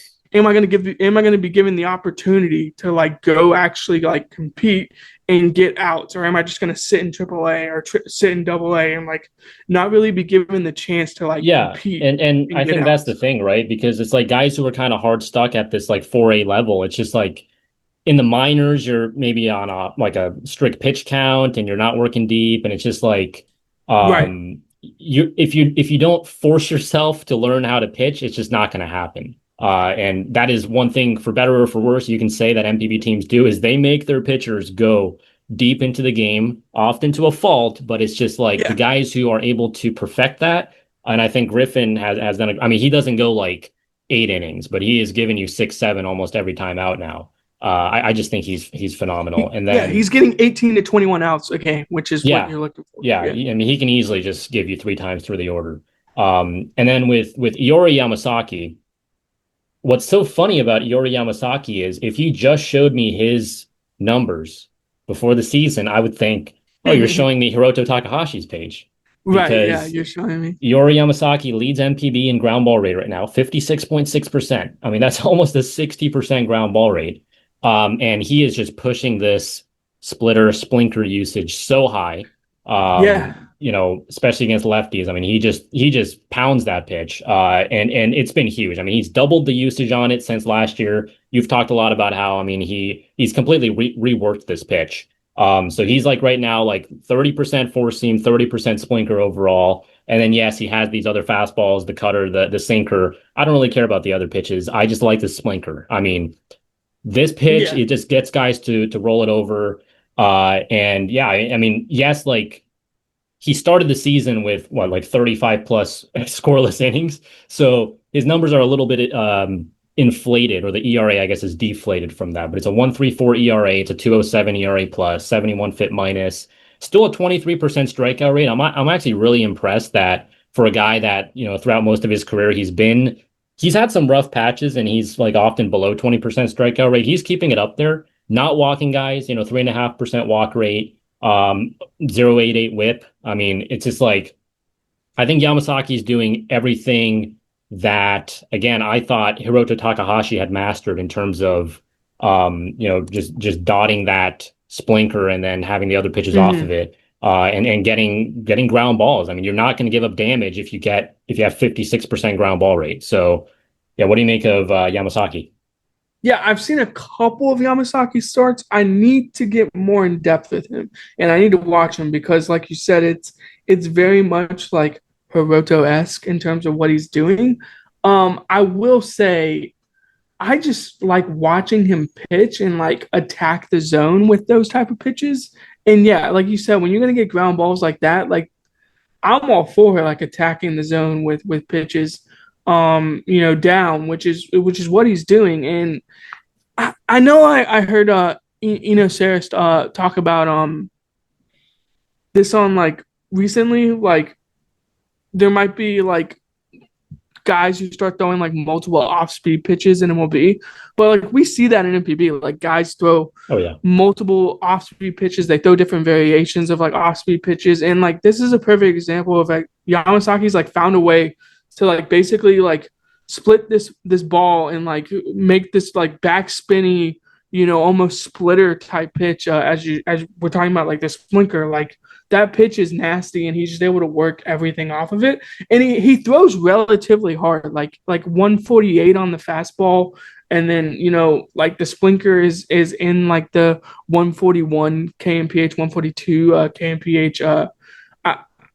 I do find it funny when I see like shoot ball pop up for a lot Yeah. of stuff, because I'm like, is that like a two seam, or is it like a one seam sinker? Like I have to kind of like investigate a little bit Yeah. into like what it actually is. But at the end of the day, like if you're in this like tight velo band with like your fastball and your splinter, and then you're kind of able to work like a baby like cutter off of it, and then a bigger slider, like that to me is fun. And yeah, and then he also has this slow curve again where he breaks it every now and then. So I'm all for that. I think the whiff rates are fine. Like it's really about the splinter, but like 12.5% on the four seam against righties isn't like terrible, and neither is you know on the four seam is 12.9% against lefties, and that in NPB, like those whiff rates are like low, but I think you can survive if like you're basically throwing your four seam like off the plate, and then you're throwing your splinter off of it, which is basically what he's doing. He's basically throwing four seam off the plate, and he's throwing a splinter off of it. And I think that recipe works in NPB. I think it works in general. If you're talking about MLB, KBO, NPB, CPBL, like it doesn't matter. Like that formula works. But yeah, like you said, if you can get 56% ground ball, like guys are just not you're not gonna get damaged to death. Like guys need to hit like three singles to score on you, basically, is what it comes Yeah. down to. So yeah, I'm all for it. Like I love the splinter. I think the splinter is awesome. Every time I watch him pitch, I'm like, that splinter is nasty. It's as good as Hiroto Takahashi's. And I don't Yeah. know if I could have said that about any pitch like last Yeah. year. And yeah, to your point, I mean, it's like other than the slow curve, which he almost never throws, it's like I Yeah. thought this about like Ryuhei Sotani coming into the year. Yep. Most So of his Tani's a pitches good are like example. just in that upper quadrant in terms of the velocity. I mean, again, it's like 92 four seam, 91 on what he calls the shoot ball, like the two seam or whatever it may be, 88 on the splinter, and then like Yep. 84 on that like baby cutter. It's just like that's That's a most of tight what his band to arsenal work is. it. Exactly. And It's a that's just tight like band. he It's throws, a and it's above average for MPB standards too. A lot like the splinter at 88 is just that's way harder than most pitchers are oh throwing it yeah. in Japan. That's like Roki Sasaki throwing a Yeah. splitter in NPB like a couple years ago. Like that's the same Yeah, or like Hiroto. velocity. Yeah, Hiroto does it. Justin Martinez is touching like 88 to 92 on his like splitter. Like that's the territory that we're living in. Um, just that tight band, but then you have like all these different like tiny movements off of it. Like I think that's super effective.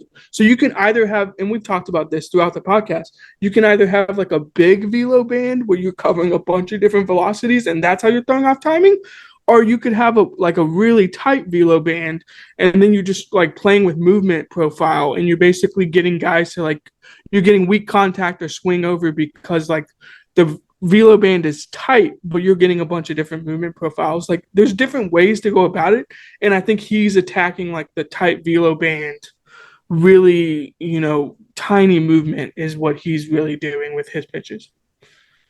Yeah, yeah, and I think there's going to be some regression, but I think in general, like he's going to be able to maintain a lot of this throughout the year. So I've been like very impressed with Yamasaki. Like coming into the year, I probably would have ranked him.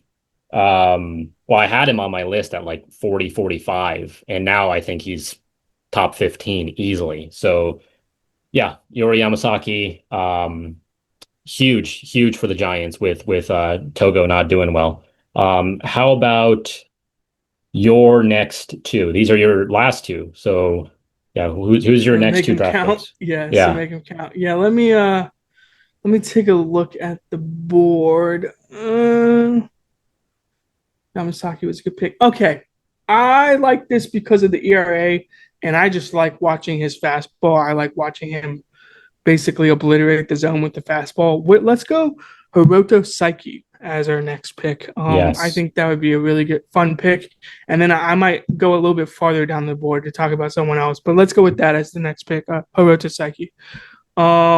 Yeah, I just think the fastball is awesome. Like we Yeah. saw we saw it in the well, we Against saw it in the Dodgers. warm up games. Yeah, against the Yeah. Dodgers with the warm up game in Japan and the exhibition. Like with an NPB ball, he's getting like 21 inches of vert, Yeah. 20 inches of vert. And it's just like, okay, like if you're getting that much vert from that release height, like we're talking about a 70 grade, 80 grade fastball. Like we're talking about one of Yeah. the best fastballs in the world. And then I just think he does something special with his release on it. And the velo like isn't like plus in terms of in NPB, but it's still like high enough where it like actually matters that he's like almost throwing this ball at the top of the zone. And yeah, I really like Yeah. watching him pitch when he's basically just obliterating the zone with fastballs. That's really what I want to talk about is just the fastball usage. Yeah. I mean, I think no pitcher in MPB like trusts their fastball more than Saiki, and for good reason, like you said. I mean, it has insane vert, velo's above average, and he gets crazy extension too, which we saw Yeah. pop up on that Statcast during the Dodger game. But yeah, I mean, sometimes I think Psyche can get a little one-dimensional, like to the point where I have seen him deep into a game have like a 10 pitch battle with a guy and just He throw just him keeps fastballs, and throwing I'm just fastballs. like, and he usually wins the battle, but I'm just like, maybe mix it up a little bit. Like I do Your think efficiency would be so much higher if you just mixed it a little bit. Yeah. yeah, like I think the fact that batters typically know what's coming. It's like, again, he spams the fastball, and then with two strikes, it's like it's 50-50. Is it the fastball or the splitter? I think that's why his K rates are kind of low for a guy that has like this kind of electric stuff. I mean, it's only a 19% K rate. But again, he's still getting results in every single year of his career to this point. I mean, I don't think Psyche has had a year. Yeah, he has not had a year since he was 20, where he does not have a sub 2 ERA. I mean, Yeah. 153 in 2022, 182 in 2023, 183 in 2024, and a 166 so far in 2025. He does get quite a bit of soft contact because he gets guys to swing under the ball. And yeah, I think Psyche, maybe if he were to lower the four seam usage a little bit in favor of because I think the splitter is a good pitch. I mean, I don't know too much about like the cutter or the slutter, whatever you want to call it. Like it's an okay Yeah. pitch, but I do think he's mostly like relying on these two pitches. But yeah, if he plays around with it a little bit, I do think he can post like 23-24% strikeout rates for sure. Yeah. I think the slider is like a slutter. Like it's in the like range. It's just in like a Yeah, weird spot. velo wise, yeah, too. Yeah, velo wise too. But I mean, Jacob Mizorowski, as we've seen in MLB, like I think he's throwing like what is essentially like a slider. Yeah. And like Statcasters just decided to call it a slider, which is completely fine. Like it is whatever he really wants to call it. But at the end of the day, like the velo is kind of like the one that's like making it a little bit weird. And again, like he's in this like I don't know, he's in like this tight velo band, but like to my point earlier, like maybe he's not 70 grade fastball velo. I think he actually might be in NPB. In terms of like MLB fastball velo, like he's like 93, 94, and you might be like, okay, like how can he have like a 70 grade fastball if he's like 93, 94? But I mean, it's just the release height that he's throwing from and the vert that he's getting and all that extension, like it just plays everything up. And to me, I just like the way that he actually targets the upper part of the zone. Like when I track catcher locations, like this is a perfect example. Like Tatsuya Imai, I'm like, I'll do games and I'm like, okay, like every now and then his catcher will like stand up and give him like a high target. Or like Moinelo is probably like a really good example of like his catcher will stand up, give him a high target on a high fastball. Like for Psyche, I feel like the catcher is like, throw it up here. Like let's like actually just like throw this pitch up here as much as possible. And to me, like that's like the fun part about watching him pitch is just watching him like throw the ball up and then like almost throw like other pitches off of it, like the slutter or even the curveball. The curveball's been weird this year. Like I don't think he's actually done a decent job of like throwing it that well in terms of command. Yeah. So yeah, I mean, again, we're talking about usage. Like I just want to like emphasize how much he throws this pitch. Like he throws it 56% of the time against righties and 59% of the time Yeah. against lefties. And we were talking about that, in the preseason. We were like, is he still going to like throw 59, 55%? Is he going to get to like 60%? Like, is he Yep. actually going to do that? Yep. And I mean, he's just still doing it. And I think that's the fascinating thing about him. Like that's why I want to talk about him is because he literally just throws fastballs as hard as he possibly can for most of the game. And it's just fun to watch him pitch. Whenever you get a chance to watch him pitch. Yeah, do Uh, you think he should rework the curveball? Because I mean, it's like 70 miles an hour, and yeah, I don't really. He just kind of like does it as a strike stealer every once in a while. I just don't think it's that good of a look for him, to be throwing it like 8% of the time, or just scrap it yeah, maybe. yeah, just scrap it or just since he has like the cutter slider, like maybe throw like a sweeper off of that. Like I wonder if he can get to Yeah, like a sweeper shape. I do wonder because he's a pronator, maybe he like doesn't think he can get to that shape or something like that.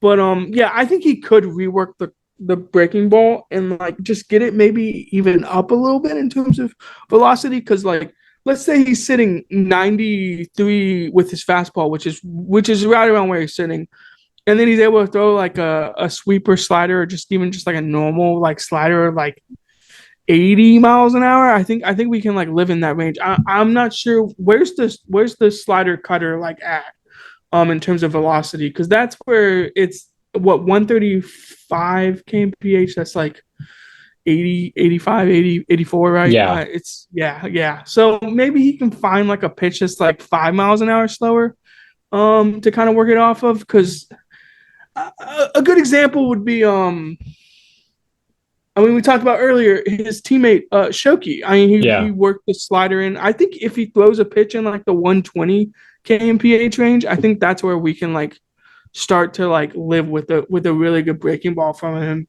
But again, I just think he trusts the fastball so much, and clearly he has the confidence to throw it, and he feels like that is his best pitch, and so he just throws it a lot. So yeah, that's kind of where I'm at with him on the breaking ball. Is like I don't know if he's ever going to get to one. I think he has the capability to. It's more the case of like can he actually get to like a 120, 125, type of slider, type of breaking ball? That would be really yeah, fascinating if he was able to. yeah, definitely. And Um, he has a bit of a higher slot, I suppose. yeah, I, that's where I I'm kind of worried if he can get to a sweeper because of the yeah, slot and just like where he's throwing from and stuff like that. yeah. But yeah, I still think he could like rework the curveball and throw like an 80-mile-an-hour curveball. Like I don't think it has to be that slow. I think his is pretty slow, and like I said, the locations on it just haven't been good this year either. So, yeah, Yeah, I it's think if it's he gonna had more, because it is like a slutter that he throws, but I think, I mean, when he pitched against the Dodgers, the cutter and the slider were being classified as two different pitches. Usually, when they're tracked in Japan, they kind of just blend in with each other. Which I mean, I think he needs more separation on those two pitches too. Like as you right. He said, like needs if to the like have sweeper like a and distinct yeah, pitch. and Yeah. because those two kind of like velo wise, they just kind of blend in, and it's like yeah, the slider is like it has more spin, so you can tell on Statcast, but just with the naked eye, it's really, I mean, it's hard to tell. So I think more separation would definitely help him. My next pick, I'm gonna go a little bit off the board, just a tiny bit, Yeah, but I've started to chart this guy a little bit more, and I really like watching him pitch. And he's one of the best hitting pitchers in the league. I'm gonna go with Masato Morishita on Hiroshima. I think he fun is pick. fascinating to watch as a pitcher. And yeah, since Central League pitchers still hit, he kind of rakes. Yeah, yeah, When he gets the opportunity to, he rakes. So yeah, I really like watching Morishita pitch. I think he's a really good case study of like he's behind the ball a lot when he throws his pitches, like his four seam and his cutter and he throws like this like big curveball. He kind of throws like a, a slider maybe a little bit, like it kind of blends with the cutter.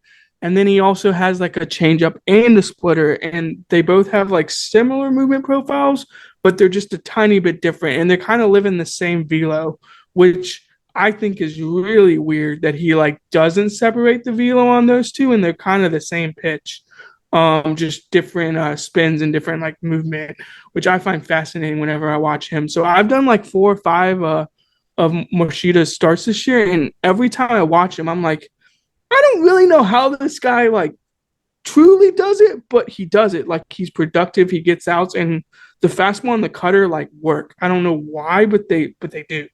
And then he has all these different pitches that he's able to like flip in. So I was curious your take on him because I don't know if we've talked about a lot about Hiroshima pitchers, and I think he probably is their best pitcher. Yeah. At least talent wise, he definitely is. And yeah, I think he does a little bit. He does things a little bit different. Like there's some funk to him when he's throwing. Yeah, Morishita is definitely interesting. I think for sure he's Hiroshima's best pitcher. I mean, Takota continues to put up results. I can't really explain why, because Takota, I don't think in terms of like So he doesn't have like a elite Dakota command. start. I did Yeah, a Dakota start today. He's like stopped throwing the palm ball except like second and third time through the order. Like he doesn't really throw that pitch like anymore. And again, yeah, I don't know how Dakota does it either. Like yeah.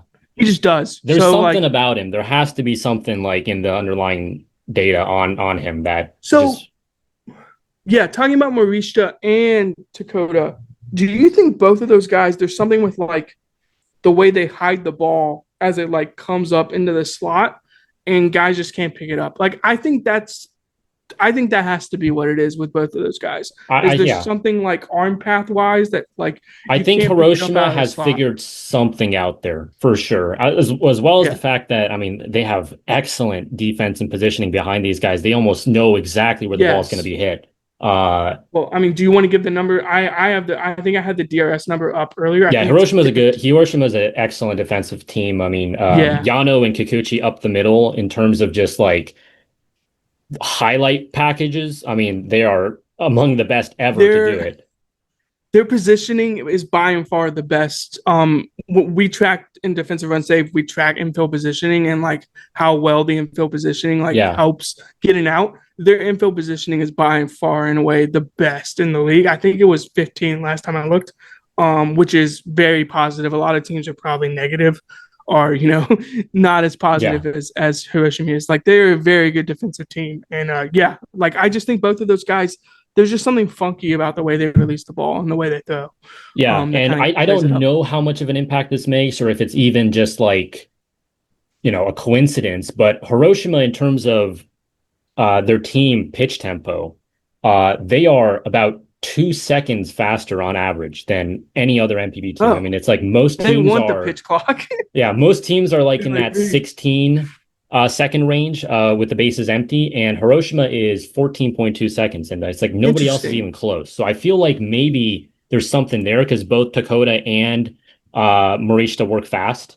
And yeah, I Yeah. mean, he has excellent ground ball rates. I mean, it's every year of his career, apart from 2021, it's been 49% or higher. This year it's 51.4%. So it is kind of like Yeah. that. I mean, Iori Yamasaki thing to an extent of just like he is able to keep the ball in the park. And when you have such great defense behind you, that's gonna help big time. I do wonder still, and I've been waiting for this for many years, if Morishita can ever kind of rediscover that rookie season form. He had a 25.6% K rate in his rookie year and it's been sub 20% every year since.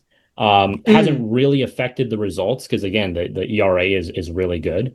And I do think in terms of other things like hitting his spots, lowering the walk rates, he's gradually improved with those. So that's definitely like an okay trade-off, especially in NPB. Morishita, I think the fastball relative to the velo is also really good in Yeah. terms of like shape and in terms of like pitch value.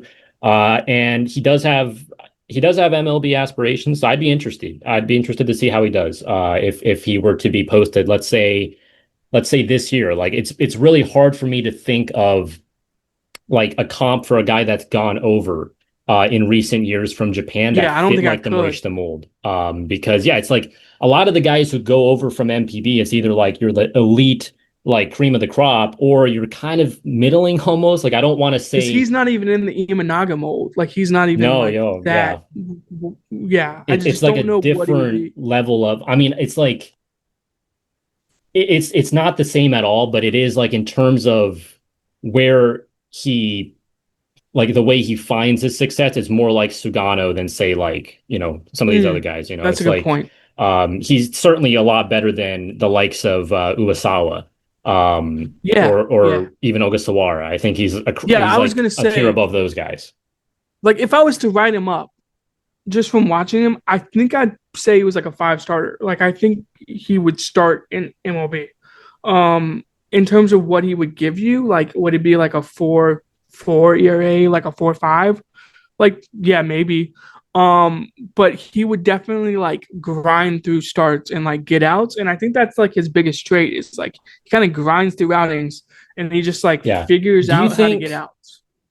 in terms, I mean, he hasn't been posted yet, but he probably will. Is Kona Takahashi when he was actually like good? Is that like a like close? Like in terms of like K rates and stuff, it is, and ground ball rates, So Yeah, because I think when Kona, like I wrote his, I need to update his report, and I will this offseason, or even before this offseason, I will definitely update it because I wrote him up like a year and a half ago.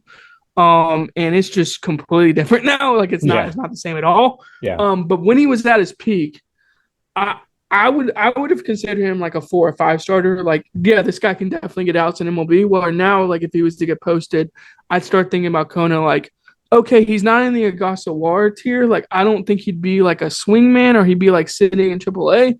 But I definitely would question if like an MLB team would give him like 30 MLB starts. You know what I mean? If he'd be like a spot starter who like works out of the bullpen and the bullpen helps him play up.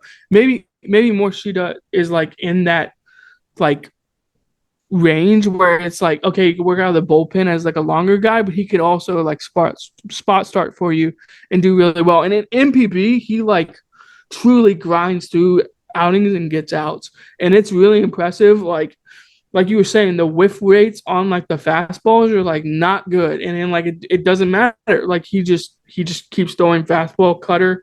He throws the changeup. He throws the splitter again. Both of those are like in the same like velo range. I yeah, think sometimes the changeup gets like I think it's a little bit slower, but for the most part, it's like a 5 mile an hour difference, 4 mile an hour difference. But I'll be charting and I'll see like a pitch where it's like he throws a fork ball like a splitter, and it's like in this range, and then he'll throw like a changeup, and it's like back to back pitches, and they're the exact same velo. And I'm like, that's kind of crazy that he's just like throwing these pitches at the exact same velo. But I do think overall, like he gets like a 4 mile an hour difference or like 5 mile an hour difference, and like maybe that's what like his like strength is that he's able to get like these tiny bits of differences off of like what he's throwing, and then yeah, also like just the release height and just like where he, because he's more.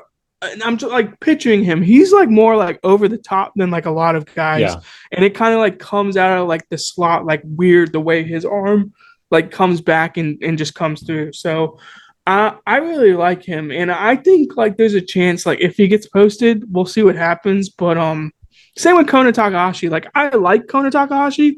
I'm just way down on like where I used to be with him, where I was like, Yeah. oh, this is a definite MLB starter. Now I'm like questioning if he could actually start an MLB. Yeah. Whereas like I probably have Morishita in like the same Yeah. type of And I tier. think Morishita, like again, to your point, even if the whiff rates aren't crazy, like he's aggressive, he gets a lot of first strikes. His called strike rate Yeah. is top 10 in MPB. So it's like he is fooling guys, just not necessarily in He's the way of guys to swing and miss. freeze. Yeah. Right, he's getting guys to freeze because he like changes tempos, he changes pace.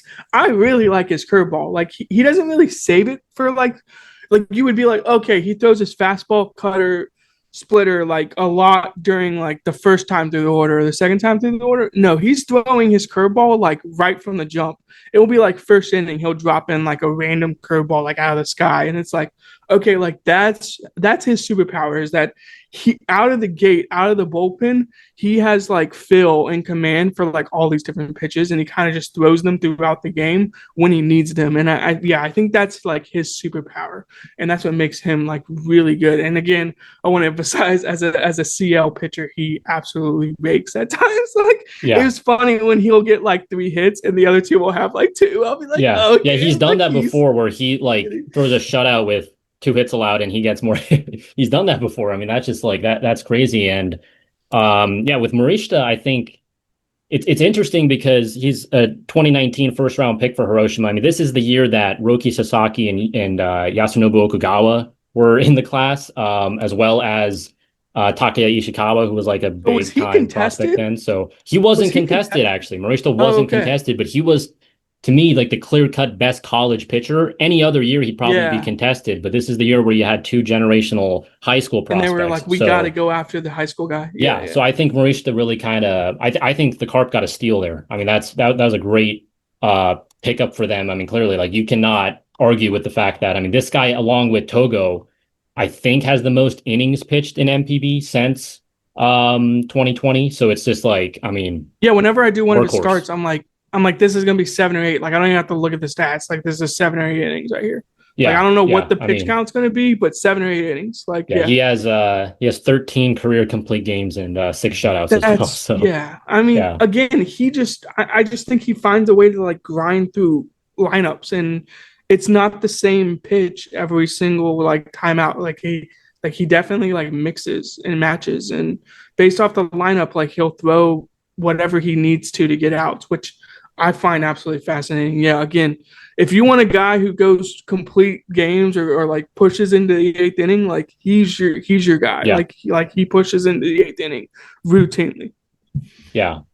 All right. For my final pick, I'm going with Jon Duplantier of Hanshin. Yes. Let's Jon talk about him. Duplantier, I mean, what a story. What a story for him. And I've seen interviews with him. He is really enjoying Japan. Just so great to see for me when a guy really kind of um, you know, is able to adapt so quickly and just kind of just enjoy his time here, because I know for a lot of guys it can be obviously hard to assimilate, but he's done an excellent job both on and off the field. 33.8% strikeout rate. He's not a qualified pitcher right now because he only has 59 and two-thirds innings, but that is number one in MPB. Not walking guys either. It's just like Duplantier is absolutely shoving like every time out. Yeah. He has, let me sort here by strikeouts. He has two 12 strikeout games. He has two 9 strikeout games, two 8 strikeout games. He has struck out 5 or more batters in all but one start. I mean, he is just an absolute strikeout machine, and I just don't know what hitters are supposed to do against him. Certainly, like this early in the season when they haven't seen him enough yet. Uh, his four seam is among the best in MPB, has a 20.5% whiff rate. And then like almost every one of his secondaries, with the exception of the cutter, I mean, it's just like the whiff rates on those are crazy. His curve has a 51.5% whiff rate. Changeup is a 46.5% whiff Mm-hmm. rate. Slider is a 38.5% whiff rate. Like basically every single one of his pitches can get whiffs. The curveball I think is really fun because I mean it's kind of this power curve. It's It's 9 miles per hard. hour above MPB average. And I think that is just Yeah. guys are not used to seeing that. And he's another one who also just trusts in his four seam. Like Saiki, his teammate. I mean, it's 56% four seam to righties, and righties have combined to have a 392 OPS against him. So obviously righties just don't stand a chance.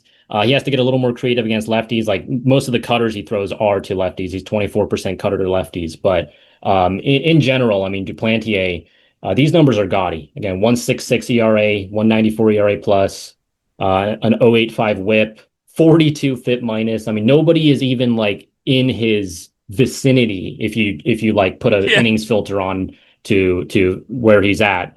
50, if you put a 55 innings filter and you just look at his stats, he's basically number one across the board. What do you make of Jon Duplantier? It's really fun. Like I remember him as a prospect. I remember him as like a guy in Arizona. Like Yeah, I really liked watching him pitch, and I was like, man, if he puts all this together, like it's fun.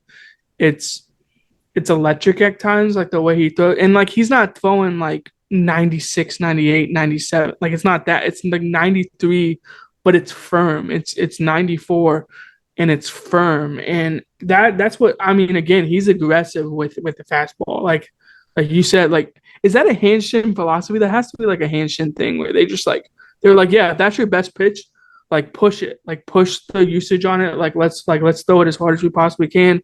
I do think the cutter usage is very interesting too, because against the lefties, he's kind of throwing the cutter in like the same spot.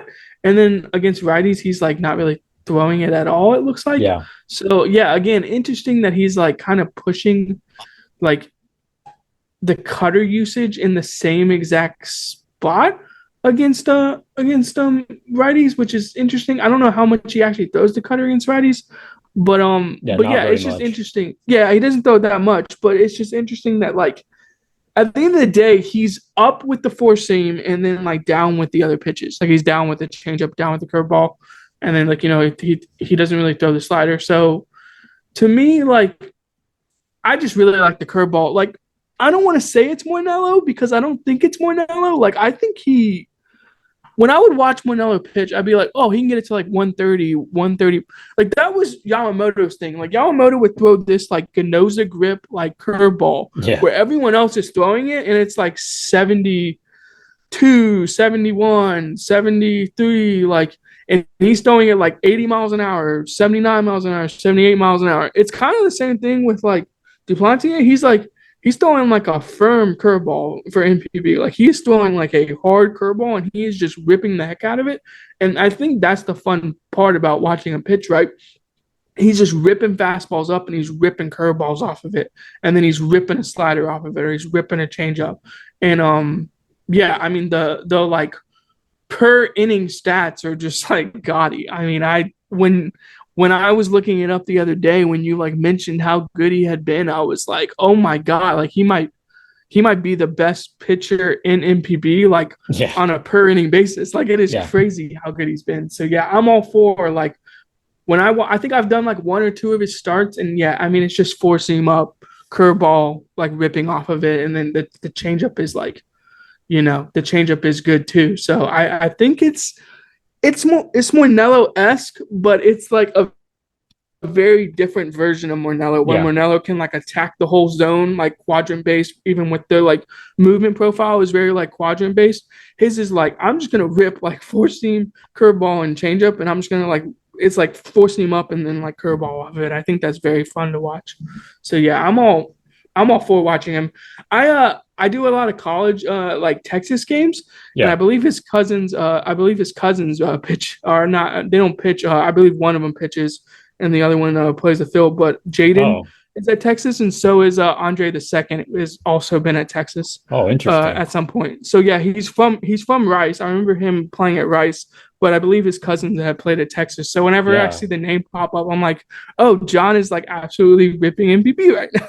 Yeah. So yeah, I think it's fun. Yeah. Oh, that's interesting. Yeah, and I just looked it up. He was in 2016 he was the Conference USA Pitcher of the Year in college, and then in 2017 he was actually named MLB Pipeline's Pitcher of the Year. So it's like, yeah, I mean, Yeah, that I this remember guy's that. prospect pedigree was really high, and I think, you know, kind of to get back to what we were talking about earlier about, how people look at guys who go overseas to Asia, for instance. I think we need to shift the narrative from being like, oh, these guys are failed prospects to just like, these guys have not been put in the right environment to have that success. And I think Duplantier, he's only 30 years old at the moment. He still has, if he keeps this up, I mean, definitely still has like 3, 4, 5 years of potential greatness. I mean, it's like if he does want to go back to MLB, it's like he might be able to um, have that breakout, and he's going to be known as a success story. So it's really about just the way you kind of frame things. And yeah, I mean, Duplantier, he has three of his 5 pitches have a CSW rate over 40%. I mean, what are you I supposed to do mean, with that? who were we talking about last year? Was it Miyagi who had like 35 and we were like, oh, that's crazy. He's at Yeah. 40. Like it's Yeah, just he's yeah, at 40, and I've mentioned this, I've tweeted about this. He has Seishiro Sakamoto catching him, who's like the best framer in MPB. So it's yeah, just like Sakamoto is a they're beast. stealing strikes, he's getting whiffs. You can't do anything against Jon Duplantier. That It is Hanshin fun. staff is just crazy, by the way. I mean, they are just out of our draft. I mean, we've selected like 3 or 4 Yeah. Hanshin pitchers. So yeah, I always look at my chart, and that was a good thing with Masato. I brought up that we don't really talk about Hiroshima, but I have like two Hiroshima pitchers like on my like list that I Yeah, like look at. Yeah, there's a lot of Seibu, a lot of fighters, a lot of SoftBank, and yeah, a lot of Oryx and a lot of Hanshin. Like Hanshin is like they might be the best rotation in MPB. Talent wise and just production wise, I think they're pushing for like best in the league. And yeah, I like yeah. watching them pitch. I Like I think Yeah. we didn't get into him today, but Takato Ihara, this rookie, Hmm. who, on my draft board last year, he was like 25 or something. I think he has this like really unique kind of like slingy delivery and hides the ball really well. It's like But it's just whippy. like Yeah.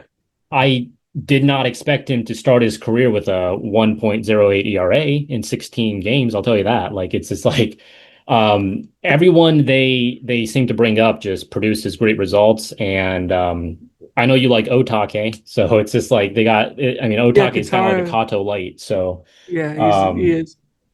yeah, that's Um, yep, my thing with Hanshin, I would do more Hanshin. I do Hanshin charts. I would do more if their broadcast angle was like better. I don't love their broadcast yeah, angle, yeah, like yeah, having yeah, to chart pitches. Like I don't love having to watch it, but I also know it's like Koshian and like I don't know. Can they just like move the camera over to be like more centered? Like just a little bit. Just move it just a tiny bit and I'll be yeah. okay.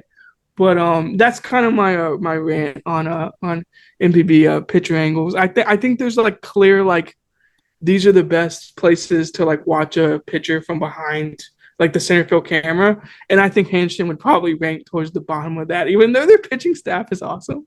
Yeah, Yeah.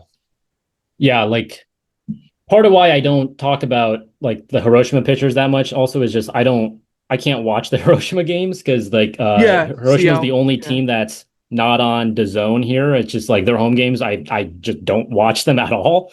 So there probably is something with like Morishita and Takota and Osera I'm missing, but I will say when they pitch on the road, a lot of these guys I'm just like I'm really impressed. I mean, the bottom of the rotation with like Shogo Tamamura and Shohei Mori, those guys are really good lefties too. So um, yeah, so let's recap our rotations. So I have Tatsuya Imai as my ace, followed by Livan Moinelo, Koki Kitayama, Foster Griffin, Iori Yamasaki, and Jon Duplantier. And then you have Hiromi Itoh, Hiroya Miyagi, Shoki Murakami, Chihiro Sumida, Hiroto Saiki, and Masato Morishita. So these are both, mm. I mean, these are pretty sick rotations. These rotations would shove in any league in the world. I'm Going curious back.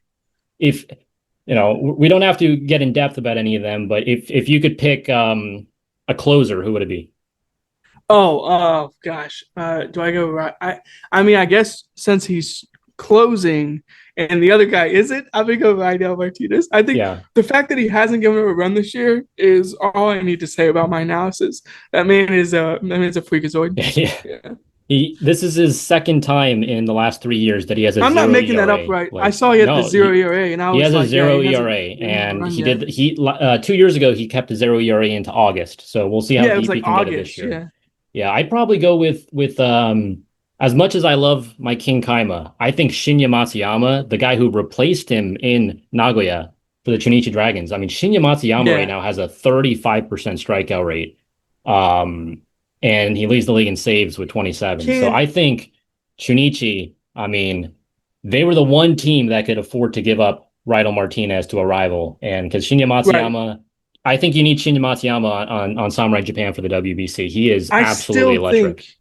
I still think it's absolutely insane that they have Taisei and Rydell in the same Yep. bullpen. Like it's just absolutely nuts. And also, can we talk about Kaima real quick? Because I have done like a couple of Kaima outings, just because like I'll be doing Kona Takahashi Yeah. or doing a Seibu guy like Sumida or something, and I'll just like keep doing the game. I'll be like, okay, let me get to Kaima real quick. Um, I mean, he's a starter. What do Yeah. we No, he's what are we throwing doing? so many pitches. Like He's it's throwing six it's like pitches in the it's almost bullpen. like he's Like, protesting against the team like with his pitch mix because it's just like what closer is throwing like 8 pitches? I've seen like deep extra innings where they'll bring him in like the ninth inning, and I'm like, he's about to throw 5 or 6 pitches in like a 21 pitch outing. Like he's Yeah. about to just spam a bunch of different pitches. That's a good point. He might be protesting against being in the bullpen by just throwing all these different pitches. Yeah, because What he's do you think like, his best pitch is? Like, what do you think his best pitch oh, that's is? hard because I mean it's like I mean he does have really good whiff rates on all like I like his sweeper, his Yeah, he I mean his a lot fastball of is guys just will so say good like though. I throw a sweeper and like I throw a slider. Like he legit throws a cutter, a short slider, and a sweeper, and they're like distinct, like they're distinctly different pitches. Yeah. Like it is fun. Yeah, and I mean, it's just like he's so short, but that vertical approach angle is just so hard to pick up when he throws that high right fastball. And he is one of these few guys in NPB who is like very adamant that he likes the high fastball. The funny thing when I watch him is the catcher will for sure like stand up, like just immediately be like, all right, we're throwing it up here, like we're throwing it at the umpire's mask, like let's make sure we get this pitch up. It's just really funny to watch when he's like streaming and he has like trolls in the chat who are like, why do you keep throwing high fastballs, man? You're getting hit there. And he's just like, hey man, I get whiffs. That's all I need. You know, it's just he's like that double didn't matter because I struck out the next two guys. And I do think he's probably like he's probably heavily capping his strikeout rate by pitching like this as a reliever. Like if he just leaned into his 2-3 best pitches, he would probably like get back to like a 30-something% strikeout rate. 4-seam sweeper curveball. Yeah. Or 4-seam sweeper split, he'd probably be but to me, he's pitching like a starter as a 1-inning reliever, not even like a multi-inning reliever. Like he's pitching 1 inning. I'm just looking here at his game chart. He has never thrown more than an inning this season. So he's not even doing like a 2-inning. I mean, that's and they have like extra inning games where they're like going 11, 12. I'm like, you could throw him in the ninth and just have him go. Like just absolutely. Absolutely. Because I mean, as a starter, I mean, he was giving you 7. So it's just like, I think they're kind of wasting him a little bit, but I still think he's so good. And if you allowed him to just convert back, he could do it in a snap of a finger. I was going to say, if one of those guys moves and there's a rotation spot open, I would love to see him move back. And then I know he's talked about he has MLB aspirations at some point. I'd love to see a team in NPB in Cebu give him a chance, but I think his long-term viability as a pitcher is a starter, or at least a very long inning worker. And he's just so underrated because I have seen like some like scouting reports come out on him from the US that are like the future value on him is just way too low. He's a guy that if you understand like the way he views the game and the way he has like completely just maximized his ceiling and then some, it's just like he has way more in the tank. That's like reports on Miyagi too. That's like reports on Miyagi too. Like I just think those are like way too undervaluing like what Miyagi actually does from like a release standpoint and like how he if you only look at the velo with Miyagi, it's just like you're like I mean people are gonna think he's like not that good, but it's just like there's more to pitching than just the forcing velo. Right, exactly. But that just about does it for today. This was a really good exercise, I think. I think I will post a poll on my account to see which rotation people like more. I mean, both of these are pretty sick. I gave you Sumida with the point. Yeah, you got Miyagi though, and I mean, in terms of like guys I like, you got Miyagi, Itoh, and Sumida, and I like Shoki as well. So it's just like that. Yeah, these guys are all awesome. I'm regretting giving you Moinelo is my point. I don't know if I should have gave you Moinelo and Imai, but we'll see if people vote on it if you end up doing that. So yeah. Yeah. So where can people find you, Brandon? And plug your socials. Yeah, I'm on Twitter at Brandon Tweets. So Brandon and then TEWEETS. You can find me there. I'll be posting as much as I can about NPB with like maybe like pictures of like grips and stuff like that.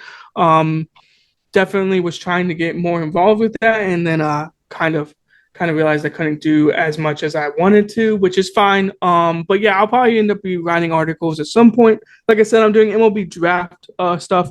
I'll probably pick 3 or 4 pitchers that I really liked from the MLB draft on the college side and MLB.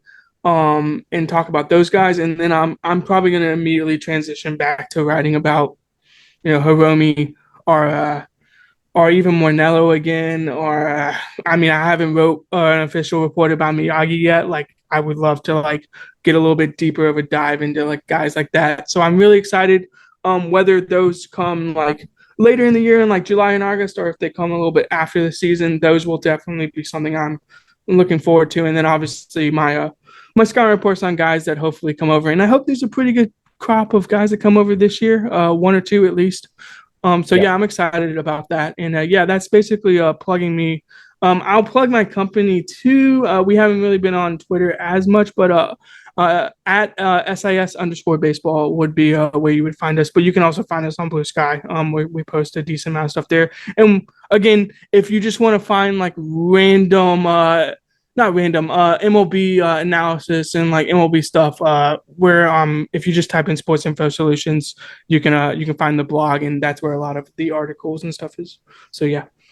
Yeah, yeah, awesome. I love the work SIS does. Always using your guys' data to help my analysis. And yeah, find me at Yakyu Cosmo on Twitter and subscribe to my weekly newsletter on japanball.com, for your daily weekly rundown on NPB.